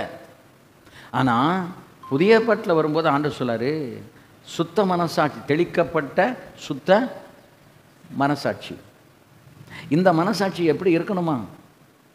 நம்ம வஞ்சிக்கப்படாமல் பரலோகத்துக்கு போய் சேரணும் அப்படின்னா நம்முடைய மனசாட்சி எப்படி இருக்கணும்? சுத்த மனசாட்சியாக இருக்கணும். இந்த மனசாட்சி நம்மளை பூரணப்படுத்தணும்.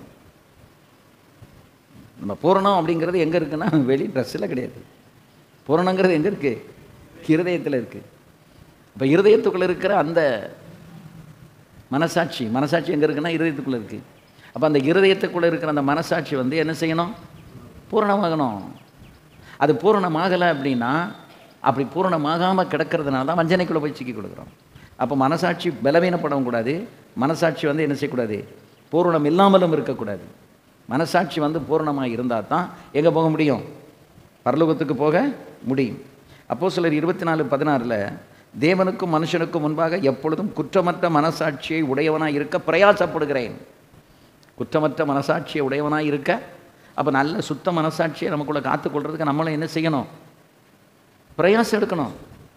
பிரயாசமே படாமல் நம்ம வந்து மனசாட்சியை வந்து சுத்த மனசாட்சியை காத்துக்கொள்ள முடியாது, அதுக்கு வாய்ப்பு இல்லை. ரோமர் 9:2 சொல்லியிருக்கு, நான் சொல்லுகிறது பொய்யல்ல, கிறிஸ்துவுக்குள் உண்மையை சொல்கிறேன் என்று பரிசுத்தாவிக்குள் என் மனசாட்சியும் எனக்கு சாட்சியாக இருக்கிறது. அப்போ நமக்குள்ளே இருக்கிற, நான் தான் உங்களுக்கு சொன்னேன், அந்த பரிசுத்தாவியினுடைய அபிஷேகம் இருக்குது பாருங்கள். இந்த பரிசுத்தாவியானவருடைய அந்த அபிஷேகம் வந்து நமக்குள்ளே நிறைந்து இருந்தால்தான் நம்ம மனசாட்சி சுத்தமாக இருக்கும், இல்லைன்னா இருக்காது. அப்போ ஆவியில் நிறைய வேண்டியதும் அந்நிய பாஷை பேச வேண்டியதும் முக்கியம். அதனால தான் சொல்கிறாரு, நான் சொல்லுகிறது பொய்யல்ல, கிறிஸ்துவுக்குள் உண்மையை சொல்லுகிறேன் என்று பரிசுத்தாவிக்குள் என் மனசாட்சியும் எனக்கு சாட்சியாக இருக்கிறது.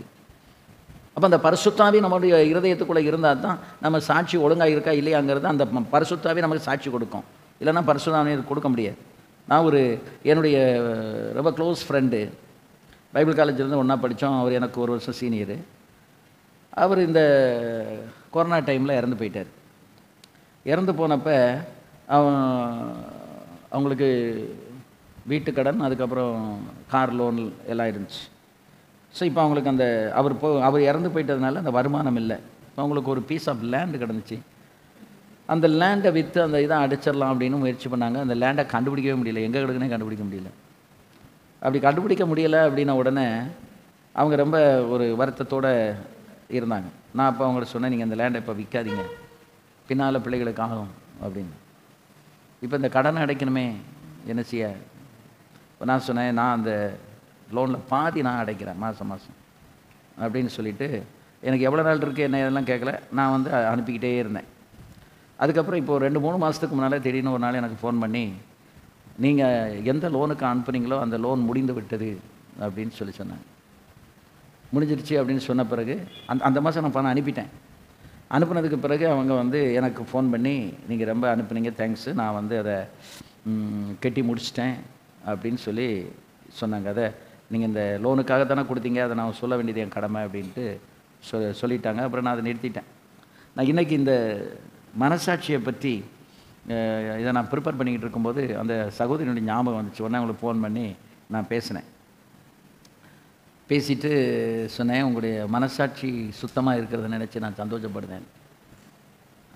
இல்லை, நான் சொல்லணும்ல உங்கள்கிட்ட, சொல்லாமலே உங்கள்கிட்ட வாங்கி நான் என்ன பர்பஸுக்காக நீங்கள் எனக்கு செய்தீங்களோ அந்த பர்பஸ் முடிஞ்சிட்டு, நான் உங்களுக்கு சொல்லலை அப்படின்னா நீங்கள் உங்கள் பாட்டுக்கு, அவன் சொல்லலை, நம்ம என்ன செய்வோம், அனுப்பிக்கிட்டே தான் இருப்போம். அந்த மாதமாக நான் அனுப்பிட்டேன், ஆனால் இப்போ அதுக்கு முந்தின மாதத்தோடே முடிஞ்சிட்டு, அந்த மாதம் பணம் அவங்க ரிசீவ் பண்ண பிறகு தான் அது முடிஞ்சிட்டு அப்படின்னு அவங்க சொன்னாங்க. அப்போ அவங்களுக்கு ஒரு நல்ல மனசாட்சி, இல்லை நீங்கள் எவ்வளோ ஒரு இதில் உங்கள் கஷ்டத்தில் எனக்கு நீங்கள் உதவி செய்தீங்க, நான் வந்து அதை உங்களுக்கு சொல்லாமல் இருந்தால் அது நல்லா இருக்காதே அப்படிங்கிறதுக்கு தான் நான் சொன்னேன். நான் அப்போ தான் சொன்னேன், இன்றைக்கி நான் மனசாட்சியை பற்றி, வஞ்சனையை பற்றி பேசுறதுக்காக ஒரு இதை ரெடி பண்ணிக்கிட்டு இருக்கேன், அதான் உங்களுடைய சாட்சியை சொல்கிறதுக்காக தான் நான் இதை இன்றைக்கி அதை குறித்து வச்சுருக்கேன் அப்படின்னு சொன்னேன். அப்புறம் மனசாட்சி வந்து ரொம்ப முக்கியம். நம்முடைய மனசாட்சி பலவீனமாக இருக்கக்கூடாது, நம்முடைய மனசாட்சி அசுத்தமாக இருக்கக்கூடாது, நம்முடைய மனசாட்சி வந்து பரிசுத்தாவிக்குள் நமக்கு சாட்சி கொடுக்கக்கூடியதாக இருக்கணும். பரிசுத்தாவிக்குள் சாட்சி கொடுக்கணும். ஏன்னா நமக்குள்ள அபிஷேகம் இல்லை அப்படின்னு சொன்னால் நமக்குள்ளே இருக்கிற அந்த ஆவி நமக்கு சாட்சி கொடுக்கவே மாட்டார். ரோமர் 13:5 நீங்கள் வாசிங்க பார்ப்போம். உனக்கு நன்மை உண்டாகும் பொருட்டு அவன் தேவ ஊழியக்காரனாக இருக்கிறான், நீ தீமை செய்தால் பயந்திரு, பட்டயத்தை அவன் விருதாவாக பிடித்திருக்கவில்லை, தீமை செய்கிறவன் மேல் கோபாக்கினை வரப்பண்ணும்படி அவன் நீதியை செலுத்துகிற தேவ ஊழியக்காரனாக இருக்கிறானே. இந்த வசனத்தை பார்த்தோன்னே எனக்கு கிடுகிடுன்னு பயம் ஆகிப்போச்சு. ரொம்ப ஐ வாஸ் ரியலி அஃப்ரைட். ஆண்டவர் என்ன சொல்கிறார், ஊழியக்காரன் அப்படிங்கிறவன் தன் கையில் எதை பிடித்திருக்கிறானா, பட்டயத்தை. அந்த பட்டயம் எது? நம்ம கையில் இருக்கிற இந்த வேத வசனம் இருக்குல்ல, இந்த வேத வசனமாகிய பட்டயத்தை நாம் என்ன செய்திருக்கிறோம், கையிலே பிடித்திருக்கிறோம். அப்போ இந்த வேத வசனமாகிய பட்டயத்தை கையில் வைத்திருக்கிறது எதுக்காக? நீதி செலுத்துகிறதற்காக. பிரசங்கத்தில் கண்டித்து சரியாக நம்ம போதித்து வசனத்தின் ஆதாரத்தில் அவங்களுக்கு சொல்கிறதுக்கு தான் இந்த பட்டயத்தை கற்று நம்ம கையில் கொடுத்துருக்காரு. அப்போ இந்த பட்டயம் நம்ம கையில் இருக்கிறதுனால நாம் வந்து ரொம்ப ரொம்ப ஜாக்கிரதையாகவும் ரொம்ப ரொம்ப கவனமாகவும் நாம் இருந்தால்தான் தப்ப முடியும். காரணம், நமக்கு இருக்கிற அழைப்பு அப்படிப்பட்ட அழைப்பு, நீதியை செலுத்தும்படிக்கு தன் பட்டயத்தை கையில் வைத்திருக்கிற ஊழியக்காரன். அப்போ ஊழியக்காரன் தப்புன்னா என்ன ஆகும்? விசுவாசிகளுக்கு பட்டயத்தை காட்டி சீர்படுத்துறதுக்குரிய ஒரு தேவ அழைப்பை பெற்றவன். அப்போ ஊழியக்காரன் தப்புன்னானா அவன் அது என்ன பண்ணுறது? இப்போ வசனமாகிய இந்த பட்டயத்தை நம்ம கையில் பிடித்து கொண்டு ஜனங்களுக்கு நம்ம நீதி செலுத்துகிறோம். வசனம் என்னும் பட்டயம், நீதி என்னும் உபதேசம்.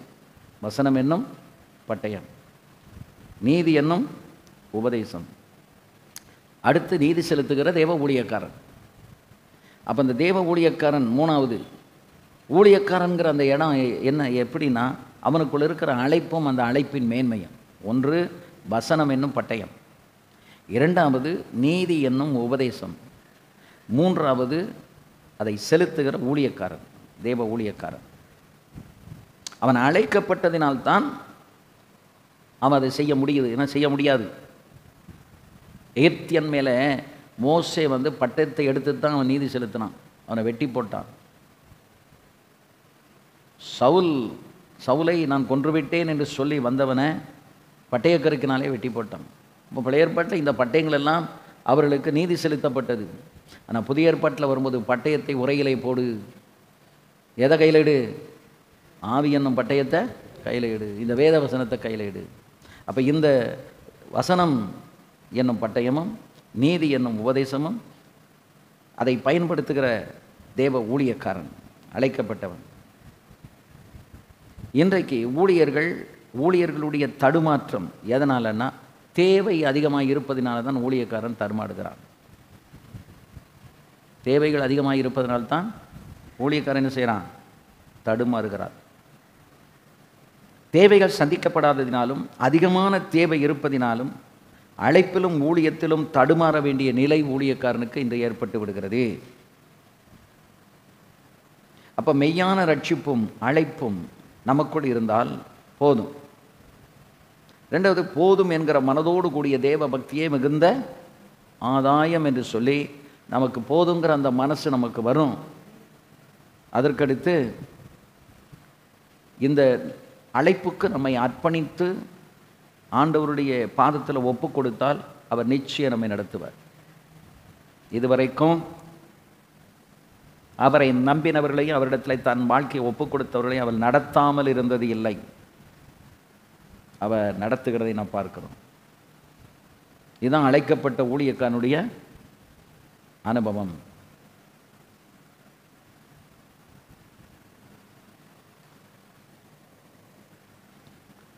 கர்த்தருடைய நாமத்துக்கு ஸ்தோத்திரம். நான் இங்கே இதை நிறுத்துகிறேன்.